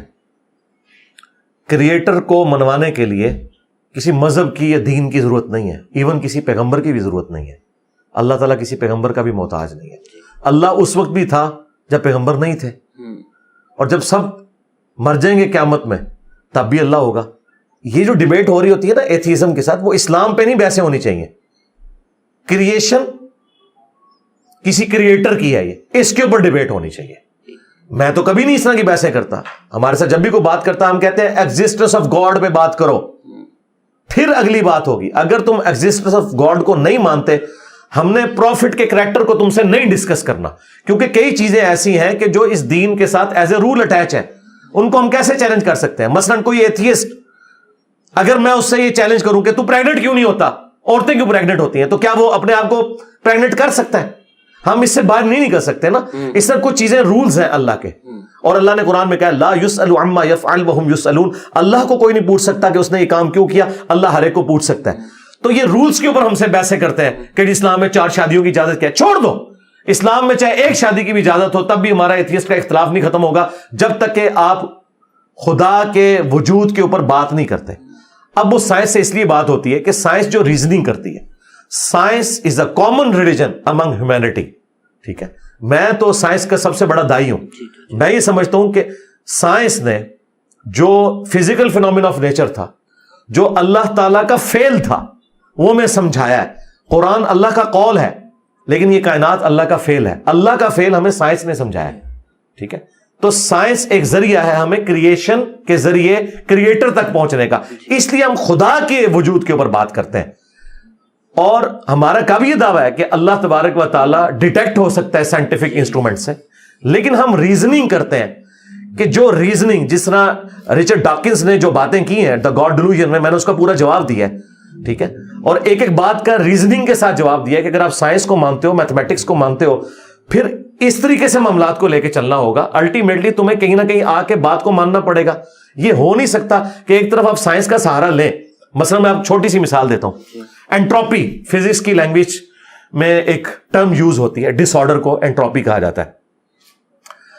Second law of thermo dynamics یہ ہے کہ انٹروپی یا تو کانسٹنٹ رہے گی یا انکریز کرے گی. ڈس آرڈر کبھی کم نہیں ہو سکتا تا وقت کہ کوئی ایکسٹرنل پاور انٹروین نہ کرے. ٹھیک ہے, یہ ایک اسٹیبلش لا ہے اور ہم نے دنیا میں دیکھا ہے. اگر میں آپ کے اس گلاس کے اندر بلو, گرین اور یلو کلر کے بالز کی لیئرز لگاؤں اور میں اسے ہلا دوں, تو اب اس کی پروبیبلٹی 0 ہے کہ دوبارہ وہ لیئرز اس طرح مینج ہوں, اس وقت تک کہ میں ہاتھ کے ذریعے خود نہ رکھوں, انٹرویو نہ کروں. یہ اس کی انٹروپی بڑھتی چلی جائے گی, بڑھتی چلی جائے گی. تو سرکار, یہ بگ بینگ کون سا ڈس آرڈر ہے کہ اس کے بعد 20 لاکھ سے زیادہ مخلوقات زمین پہ آباد ہو گئی ہیں, اتنی ہارمونی کے ساتھ چیزیں ایلپٹیکل آربٹس کے اندر گھوم رہی ہیں. یہ کسی کے انٹروین کرنے سے ہوا ہے نا, ادروائز دھماکہ تو ڈس آرڈر لاتا ہے. یہ کون سا دھماکہ ہے جس نے اتنا بڑا آرڈر کریٹ کیا ہے؟ اس کے بغیر کوئی چارہ نہیں ہے کہ God is the only explanation of all the physical phenomena in this universe. پھر اس نے ایک اور بات کی تھی کہ جی, جو فرینڈ ہائل نے کہا تھا نا کہ جس طرح کوئی ہوائی جھکڑ ایک کوڑے کے ڈھیر سے اٹھا کر ملبے کو بوئنگ 747 نہیں بنا سکتا نا, اس طرح انسان بھی نہیں بن سکتا بغیر کسی کریٹر کے. یہ زیادہ کمپلیکس ہے. تو اس پہ رچرڈ ڈاکنز نے ایک باب باندھا تھا دا گاڈ ڈیلوژن میں, دا الٹیمیٹ بوئنگ 747. اس نے کہا گاڈ الٹیمیٹ بوئنگ 747 ہے. اگر انسان اتنا کمپلیکس خدا کے بنائے بغیر نہیں بن سکتا تو خدا کا بھی کوئی کریٹر ہونا چاہیے. تو اس کو پھر میں نے میتھمیٹیکل جواب دینا تھا نا, کہ میں نے مان لیا کہ خدا کا بھی کوئی کریٹر ہے, تو پھر وہ کریٹر تو اس سے بھی زیادہ کمپلیکس ہے, اس کا بھی کوئی کریٹر ہونا چاہیے, پھر اس کا بھی کوئی کریٹر, اور یہ انفینٹ پرابلم ہے. میتھمیٹیکلی یہ ایکویشن اس وقت تک اینڈ نہیں ہوگی جب تک آپ یہ مان نہ لیں کہ کوئی ایک کریٹر ایسا ہونا چاہیے کہ جس کا کوئی کریٹر نہ ہو. تو وہی تو ہے لم یلد ولم یولد. اور یہ ہم نے کیوں ماننا ہے کہ دوسری طرف میں ایگزسٹ کرتا ہوں. اگر یہ تھیوری ہوتی تو آپ ریجیکٹ کر دیتے. پریکٹیکلی میں ایگزسٹ کر رہا ہوں, بگ بینگ بھی ایگزسٹ کر رہی ہے. اسٹیڈی اسٹیٹ تھیوری جو 18ویں اور 19ویں صدی میں آئی تھی کہ کائنات ہمیشہ سے ہے. دیکھیں وہ کتنے سمجھدار تھے اس وقت کے ایتھیسٹ, انہیں پتا تھا کہ اگر ہم نے یہ مان لیا نا کائنات بنی ہے تو کریٹر ماننا پڑے گا. انہوں نے کہا ہمیشہ سے ایسے ہی ہے.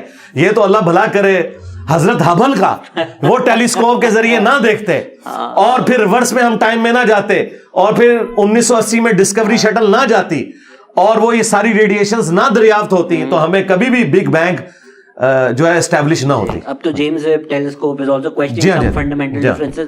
لوگ بھوک سے مر جائیں گے, کھانا لگ چکا ہے. عوام میں جب میں نے رکھا, آپ آ رہے ہیں, سب نے بہت ایک زیادہ سوال پوچھا, تو وہی میں آپ سے آخری سوال پوچھوں گا کہ آپ کے سوال ختم ہو گیا؟ نہیں, میرے پاس ہے, لیکن نہیں کریں نا, دوبارہ نہیں میں نے ادھر دوبارہ اتنی جلدی آپ کے ساتھ برا نہیں, دوبارہ اس لیے کہ ہماری کیو میں اتنے لوگ لگے ہوئے ہیں کہ اگر کسی کو دوبارہ بلا لیا نا تو پھر وہ گلا کریں گے کہ ہمارا. اچھا, 2 پوچھ لیتا ہوں. انڈیا سے بہت لوگوں نے پوچھا کہ بھائی قرآن کہتا ہے کہ Jews cannot be your friends, میں ان کو یہ سمجھاتا ہوں کہ وہ ایک اسپیسیفک ٹرائب اس وقت کے بارے میں تھا. آپ کی کیا رائے ہے اس بارے میں؟ جوز کو سنگل آؤٹ نہیں کیا گیا, کرسچنس کے بارے میں بھی ہے. اس میں یہ ہے کہ یہود و نصارہ کو اپنا دوست نہ بناؤ. یہ ایک بات تو آپ کی درست ہے, اسپیسیفکلی اس وقت جب مسلمانوں اور ان کی چپلس چل رہی تھی. اچھا, پلس یا دوست بنانے سے مراد یہ کہ آپ نے ان کے ساتھ اپنے سیکریٹس شیئر نہیں کرنے. ظاہر دوسرے ریلیجن سے تعلق رکھتے ہیں نا, تو ہماری یہ چیزیں جڑی ہوئی ہیں, یہ ہمارا رائٹ ہے. اچھا, تیسری بات جو آپ کی بات کو سپورٹ ہے وہ یہ ہے کہ بخاری مسلم میں حدیث ہے, نبی علیہ السلام جب فوت ہوئے تو آپ کی زیرہ گروی رکھی ہوئی تھی ایک یہودی کے پاس اناج کے عوض. تو نبی علیہ السلام نے اپنی وفات تک یہودیوں کے ساتھ لین دین کا معاملہ کیا ہے, اور اس کی کوئی ناسخ بھی نہیں ہے کیونکہ وفات تک تھا. آپ کی وفات کے بعد وہ قرضہ اتار کے اور وہ زیرہ واپس لی گئی ہے. تو یہ معاملات آپ نے کرنے ہیں, ان کو مارنا نہیں ہے, دعوت رکھنی ہے. باقی یہ تو ہمارا رائٹ ہے. مجھے بتائیں, کیا جوز مسلمانوں پہ اعتبار کریں گے اپنی اس اسٹیٹ کے حوالے سے کہ وہ ہمیں اپنے راز بتائیں؟ یہ تو ہمارا نیچرل رائٹ ہے. میں تو ایون یہ کہتا ہوں کہ اگر کوئی مسلمان بھی دوسرے ملک ہے اور یہ خطرہ ہے کہ اس کے مفادات کسی اور ملک سے جڑے ہوئے ہیں, ہم مسلمان ہونے کے ناطے بھی اپنے اس کے ساتھ راز شیئر نہیں کریں گے. مثلا میں ایٹامک انرجی کے ادارے سے میں نے 1963 میں ریٹائرمنٹ لی ہے, تو ہم نے یہ عہد کیا ہوتا ہے, پہلے دن قرآن پہ حلف ہوتا ہے, اور یہ میری ڈیتھ تک یہ حلف میرے ساتھ جانا ہے. میں صرف اتنی انفارمیشن شیئر کرتا ہوں جتنی اخبارات میں ٹی وی میں آتی ہے. باقی جو بالکل نچلے لیول کی انفارمیشنز ہیں, حالانکہ میں اس لیول پہ رہا ہوں کہ مجھے وہ ساری باتیں پتہ ہیں جو ہزاروں لوگوں کو نہیں پتہ ہوتی, لیکن یہ ہمارے ساتھ اٹیچ ہیں. یہ ہم نہ ڈسکس کرتے ہیں, ایون اپنی فیملی کے ساتھ بھی ڈسکس نہیں کرتے. تو اس طرح اس کا کیا مطلب ہے کہ میں اپنے ماں باپ یا بیوی بچوں کو اپنا دشمن بنائے ہوئے ہوں؟ وہ دوستی دل ہی نہیں لگانی ان کے ساتھ جس میں آپ راز کو لیک کریں. دشمنی کا نہیں کہا گیا. یہ پرابلم تب تھی, انڈین بھائیوں کو بتائیں, جب قرآن میں لکھا ہو کہ یہود و نصارہ تمہارے دشمن ہیں, ان کو دشمن بنا کے رکھو. اس طرح کا جملہ اگر کسی کے بارے میں ہے وہ شیطان کے بارے میں ہے. اس میں آپ نے اٹامک انرجی والے نوکری کا ذکر کر دیا. اس کی وجہ سے کئی لوگ کنسپریسی تھیوری, ظاہری بات ہے میں آپ کو فالو کرتا ہوں, میں اس میں یہ نہیں یقین کرتا, بٹ کیونکہ آن لائن کنسپریسی تھیوری کہ ایک وقت تھا کہ انلائٹن ماڈریشن تھا تو ان میں غامدی آ گئے صاحب, تو وہ اب کیونکہ فرقے توڑنے کی ضرورت ہے تو لوگ کہتے ہیں اسٹیبلشمنٹ نے آپ کو لانچ کیا. کون سی اسٹیبلشمنٹ نے؟ باجوہ صاحب نے یا حافظ صاحب نے؟ آجی صاحب نے یا حافظ صاحب نے؟ ان کو بتا دینا. دیکھیں نا, بات کر, اب دو اسٹیبلشمنٹ تو آپ کے سامنے آ چکی ہوئی ہیں, ٹھیک ہے, تو کس والی اسٹیبلشمنٹ نے؟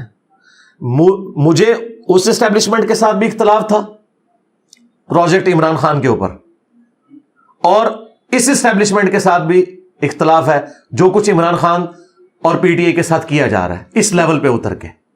مجھے اس سے بھی اختلاف ہے. میں نے اب کیمرے میں کہہ دیا. اب مجھے بتائیں, اگر میں ایجنٹ ہوں تو میں یہ بات کیوں کروں؟ ٹھیک ہے, مقدمات چلائیں, لیکن اس لیول کے اوپر کہ مطلب ان کا جینا تنگ کر دیا ہے, یہ تو نہیں ہونا چاہیے. فریڈم آف ایکسپریشن ہونا چاہیے. کسی کی بات کمپلیٹلی رد کر دو بس اس کے بارے میں. لیکن میں آپ کو بتاؤں, پی ٹی آئی کے ساتھ جو کچھ ہو رہا ہے نا وہ مکافات عمل ہے. انہوں نے یہی کچھ باقیوں کے ساتھ کیا تھا, لوگوں کو غدار وطن کہنا انہی کی محبت میں. کسی نے کوئی بیان دے دیا انڈین ایجنٹ, آج ان کو وہ ساری گالیاں پڑ رہی ہیں. ان کے ساتھ جو کچھ ہو رہا ہے نا وہ اللہ تعالیٰ اس طرح ہی کرتا ہے کہ قرآن میں ہے کہ ہم ایک کو دوسرے سے ٹکراتے ہیں تاکہ اسے مزہ چکھا دیں, اور اگر ایسا نہ ہوتا کہ ہم ایک کو دوسرے سے نہ ٹکراتے تو دنیا میں کوئی کلیسا, کوئی معبد, کوئی مسجد جو اللہ کے ذکر کے لیے بنائی جاتی ہیں یہ سلامت نہ رہتے. یہ سورۃ الحج کی آیت نمبر 40 ہے کہ یہ دنیا میں جو امن قائم ہے یہ اسی وجہ سے ہے کہ ایک کی ٹکر پہ, وہ جو عمران ریاض صاحب نے کہا تھا ٹکر کے لوگ ملے ہیں, وہ ایک ٹکر دوسری ٹکر پہ آتی ہے نا تو پھر لوگوں کو ریوزٹ کرنے کا موقع ملتا ہے کہ ہاں یار اب ہم نے یہ تجربہ دوبارہ نہیں کرنا, اب ہم نے یہ نہیں کرنا. اس سے ہم ایک سٹیپ فارورڈ ہوتے ہیں. تو میں آپ کو کلیئر کٹ بتا دوں. اور دوسری بات کہ ایٹامک انرجی کے ادارے کا فوج کے ساتھ کوئی لینا دینا نہیں ہے. یہ ایک انڈیپینڈنٹ ادارہ ہے, اور فوج اس کی سیکیورٹی کے اوپر ضرور مامور ہے, لیکن ان کی جو سلیکشن کا سسٹم ہے, بھرتی کا سسٹم ہے, وہ بالکل فوجیوں کے اوپر ڈیپینڈنٹ نہیں ہے. انڈیپینڈنٹ لوگ ہیں اور وہ لوگوں کو بھرتی کرتے ہیں اور ان کے ساتھ معاملات لے کے چلتے ہیں. اور فوج کے ساتھ ہمارا ریلیشن شپ ضرور ہوتا ہے. ظاہر ہے جو ایسٹس ایٹامک انرجی کے ادارے کے لوگ بناتے ہیں وہ فوج کے ہینڈ اوور کیے جاتے ہیں. تو یہ ورکنگ ریلیشن شپ اور یہ جو میرے تھاٹس ہیں نا ڈیموکریسی والی, میری اس وقت بھی تھی جب میں جاب پہ تھا, اب بھی ہیں. تو یہ بائی چانس ایسا ہوا ہے کہ اسٹیبلشمنٹ کا وہ قبلہ ہے. میں آپ کو 2012 کے اپنے لیکچر بتاؤں گا جب اسٹیبلشمنٹ کا قبلہ بالکل ڈیفرنٹ تھا, جہادی تنظیمیں ان کی گود میں بیٹھی ہوئی تھی, اور میں اس وقت انہیں کرٹیسائز کرتا تھا. اگر یہ ویڈیوز میں آپ کو دکھانے میں کامیاب ہو جاؤں تو پھر تو کسی کو گلا نہیں ہونا چاہیے. بائی چانس فوج اگر اب ہمارے والے نظریے پہ آ گئی ہے تو یہ نہ سمجھے کہ مجھے انہوں نے لانچ کیا ہے، ورنہ میں تو اس وقت جو بات کرتا تھا، انہوں نے ٹھوکریں کھا کے یہ سبق سیکھا ہے. ہم نے غامدی صاحب جیسے لوگوں کو، حامد میر صاحب جیسے لوگوں کو، نجم سیٹھی صاحب جیسے لوگوں کو، آسمہ جہانگیر صاحبہ جیسی پرسنالٹیز کو سن سن کے ہماری تھاٹس انلائٹنڈ اس زمانے میں ہوئی تھی. ہم کبھی بھی یہ والے معاملات میں، ہاں اسکول میں ہمیں تو سمجھ ہی نہیں تھی، تو ہم اپنے یونیورسٹی اور اپنے جاب کے لیول سے ہمیں یہ معاملات کلیئر تھے، ہمیں کسی نے لانچ نہیں کیا. ورنہ تو میں آپ کو بتا رہا ہوں، میں سب سے پہلے میری ویڈیو آئی ہے جس دن 9 مئی ہوا ہے، رات کو میں نے لائیو سیشن میں کہا کہ پلیز یہ بچے ہیں ان کے ساتھ صرف نظر کریں. اب جا کے غصہ ٹھنڈا ہوا ہے اسٹیبلشمنٹ کا. اب وہ کہہ رہے ہیں کہ بچوں اور عورتوں کے مقدمات ہم فوجی عدالتوں میں نہیں چلائیں گے. یہ بات میں نے پہلی رات کی تھی کہ یار یہ کام نہ کریں. ان کا غصہ نہیں ٹھنڈا ہو رہا تھا، کرتے کرتے یہاں تک معاملات پہنچے. تو کوئی ثبوت پیش کرے نا. 2012 میں نے کون سی پوسٹ قبول کر لی ہے، یا کوئی میرا بینک بیلنس آپ ثابت کرے کہ کوئی پیسے ٹرانسفر ہوئے ہوں ان کی طرف سے یا کسی اور کی طرف سے اس طریقے سے آگے ہوں. اس طرح کے کوئی معاملات نہیں. مجھے جو پینشن ملتی ہے وہ میری آتی ہے دائرے سے. 2012 سے اگر آپ بول رہے ہیں تو پھر تو کالی ویگو نے آئی تو ہوگی، ملنے تو آئی ہوگی. نہیں میرا خیال ہے میں کبھی بھی نہیں، میں ریڈ لائن کبھی کراس نہیں کرتا نا. دیکھیں اسٹیبلشمنٹ کو ہمیشہ سے یہ ہے کہ کوئی بندہ اس طرح کا محاذ اکٹھا نہ کرے کہ وہ پبلک کو اکٹھا کر کے چڑھا دے اسٹیبلشمنٹ کے اوپر. میں صرف ذہنی تطہیر کا کام کرتا ہوں، بس اس سے آگے نہیں. اس کے بعد بڑوں کو صرف سمجھایا جاتا ہے، کوئی جتھا پارٹی نہیں بنانی. اس چیز سے ان کو ریزرویشن ہوتی ہے. نہ میرا یہ پہلے کبھی ارادہ تھا نہ آندہ ہے. اس وجہ سے نہیں کہ میں ان سے ڈرتا ہوں، نہیں، اس وجہ سے کہ میں اس سسٹم کو صحیح نہیں سمجھتا کہ پارٹی اور جتھے بنا کے آپ نے معاملات کرنے ہیں. میں یہ چاہتا ہوں جس طرح امام خمینی نے کیا تھا نا. عمران خان صاحب کو بڑا شوق ہے خمینی بننے کا، لیکن خمینی صاحب کی واقعی سٹرگل تھی. عمران خان صاحب کی وہ سٹرگل نہیں ہے، اس لیے ان کو اس طریقے سے رسپانس نہیں مل سکا. خمینی صاحب جب 1979 میں تہران ایئرپورٹ پہ اترے، اس کی ویڈیوز بھی ریکارڈ ہے. جینوئنلی 1 ملین بندہ انہیں ریسیو کرنا آیا تھا اور فوج نے اپنے ہتھیار پھینک دیے تھے. تو انہوں نے کہا تھا آپ ہماری فوج ہو، پہلے آپ شہنشاہ کی خدمت کرتے تھے، اب آپ عوام کی خدمت کرو گے. تو اس طرح انقلاب آتے ہیں کہ انہوں نے وہ پوری تطہیر کی. 25 سال ان کو 25-30 سال لگے. ہم بھی لوگوں میں یہ ایجوکیشن کر رہے ہیں، ایک ایک سٹیپ طے ہو رہا ہے. آپ دیکھیں آج اسٹیبلشمنٹ ڈیموکریسی کی باتیں کر رہی ہے. کل تک یہ وزیر اعظم کو اپنا غلام سمجھتے تھے، اب کتنی ڈیو رسپیکٹ دیتے ہیں پرائم منسٹر کو. آپ دیکھیں بات کرتے ہیں، تعریف کرتے ہیں. پہلے یہ کہتے تھے ہر معاملے میں ہماری تعریف ہو، ان کا نام ہی کوئی نہ لے. آپ فرنٹ پہ رکھتے ہیں، سامنے ماشاءاللہ بھی نہیں لگاتے. ٹھیک ہے، تو سٹیپس تو طے کیے ہیں انہوں نے.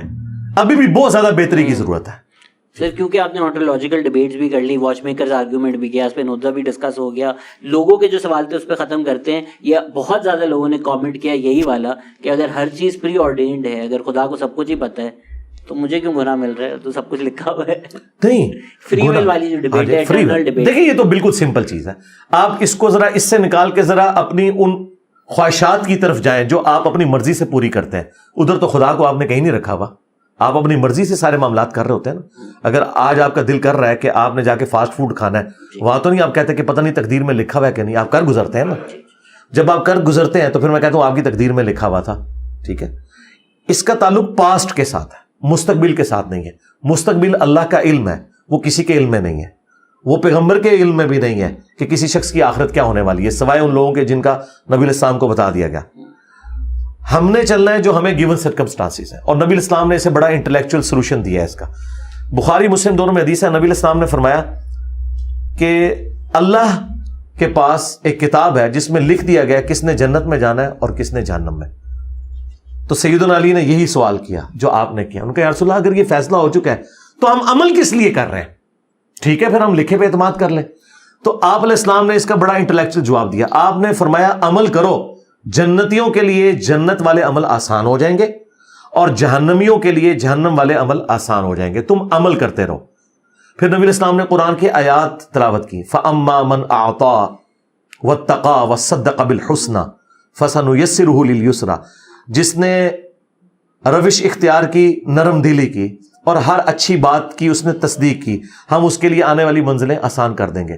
اور جس نے بخل اختیار کیا، یعنی حقوق بات سے بات سٹارٹ ہو رہی ہے، اور ہر سچی بات کو ڈینائل کیا اس کے لیے آخرت کی منازل مشکل ہو جائیں گی. نبی علیہ السلام نے دونوں چیزیں بتائیں. تو میں مسئلہ حل کر رہا ہوں. میں آپ کو جنت کا ٹکٹ ابھی دے دیتا ہوں، آپ جنتیوں والے کام شروع کرتے ہیں. تو آپ جنت آپ کے لیے آسان ہے, آپ اپنی تقدیر خود بنائیں. اور اگر آپ جہنم والے عمل کریں گے, جہنم آپ اپنے لیے پکی کر لیں گے. یہ اللہ کا علم ہے. جس طرح ایک نالائق اسٹوڈنٹ آخری دن جب ٹیچر کو ملنے آئے, آپ ڈاکٹر تیمور صاحب کو ملنے جائیں اور وہ کہ بیٹا تو نے پورے سال نہیں پڑھا, تو فیل ہو جانا ہے, اور فیل بھی ہو جاؤ, تو ڈاکٹر تیمور صاحب کا قصور ہے یہ تو آپ کا اپنا قصور ہے. ان کو میں پرسنلی نہیں پسند, مجھے تو اچھا نہیں, اگر واقعی آپ کوئی نیوٹرل, تو اس طرح یہ اللہ تعالیٰ کا ایکسپرٹ اوپینین ہے مستقبل میں, وہ ہمیں نہیں پتا, وہ اللہ کا علم ہے, ہم اس کے پابند نہیں ہیں. ہم پابند ہیں جو اللہ نے ہمیں گیون سرکمسٹانسز دی ہیں, ہم اس پہ عمل کریں گے, وہ ہمارے لیے آسان ہوں گے. اور یہ واحد چیز ہے آخرت جس کے بارے میں قرآن میں اللہ نے کہا اللہ اپنے وعدے کے خلاف نہیں کرتا. دنیا میں ایسا ہوتا ہے کہ آپ محنت کریں اور ناکام ہو جائیں, ڈیسٹنی آپ پہ غالب آ جائے. آخرت میں آپ پہ تقدیر غالب نہیں آئے گی. اگر دنیا میں آپ نے اللہ کی توحید کو مانا ہے, پیغمبروں کی پیروی کی ہے, تو یہ نہیں ہوگا کہ بیڈ لک ہو گئی. بیڈ لک صرف دنیا تک ہے. اس لیے قرآن میں اللہ کو بار بار یہ کہنا پڑا ہے اللہ اپنے وعدہ خلافی نہیں کرتا, وعدہ خلافی نہیں کرتا. کیوں کہ انسان کو یہ وہم آ سکتا تھا کہ دنیا میں میں نے محنت کی, میں ناکام ہو گیا, ہو سکتا ہے یہاں میں نمازیں پڑھتا رہوں, آگے میرا پھر بیڑا غرق ہو جائے. تو اللہ نے کہا آخرت کے معاملے میں ایسا نہیں ہوگا, بیڈ لک نہیں ہوگی. آخرت آپ نے اپنی خود بنانی. اس پہ میرا ایک جملہ یاد رکھیے گا, اگر آپ آخرت اپنی مرضی کی گزارنا چاہتے ہیں نا, تو دنیا اللہ کی مرضی کی گزارے. اور اگر آپ خدا نخواستہ آخرت اللہ کی مرضی کی گزارنا چاہتے ہیں جہنم کے حوالے سے, پھر آپ ٹھیک ہے موجے مارے, اپنی مرضی کی زندگی گزارے, کوئی مسئلہ نہیں ہے. تو یہ ایک ایویں ایسکیپ روٹ لوگوں نے تلاش کیا ہوا ہے کہ جی وہ تقدیر میں میری لکھا ہوا تھا. یہ کہاں لکھا ہوا ہے کہ تقدیر میں لکھا تو تم نے یہ کرنا ہے؟ قرآن تو ہمیشہ رسولوں کا مقدمہ اس پہ قائم ہے کہ فری ویل ہے آپ کے پاس. انا ہدیناہ السبیل اما شاکرا و اما کفورا, ہم نے ہدایت کا راستہ واضح کر دیا, خواہ ناشکری کی روش اختیار کرو خواہ شکر گزاری کی روش. لیکن آخرت ایک جیسی نہیں ہوگی. فری ول کے اوپر رسولوں کا مقدمہ قائم ہے. اگر یہ فیصلہ ہو تو یہ پیغمبر کیوں آئے, کتابیں کیوں دے کے گئے کہ فری ول ہے آپ کے پاس. ہاں جن چیزوں کی فری ول نہیں اس کے آپ اکاؤنٹیبل نہیں, یعنی آپ اس چیز کے اکاؤنٹیبل نہیں ہیں کہ آپ کی شادی اب کیوں نہیں ہوئی ہے, پتہ نہیں آپ. اچھا ٹھیک ہے. اچھا اب آخرت میں اللہ نے آپ کو یہ نہیں پوچھنا کہ آپ کا قد اتنا کیوں تھا, آپ کا پہلا رشتہ آپ کے قد کی وجہ سے کیوں ریجیکٹ ہو گیا, اور دوسرا رشتہ داڑھی کی وجہ سے کیوں ریجیکٹ ہو گیا, اور تیسرا شلوار قمیض کی وجہ سے کیوں ریجیکٹ ہو گیا. یہ آپ سے نہیں پوچھا جائے گا.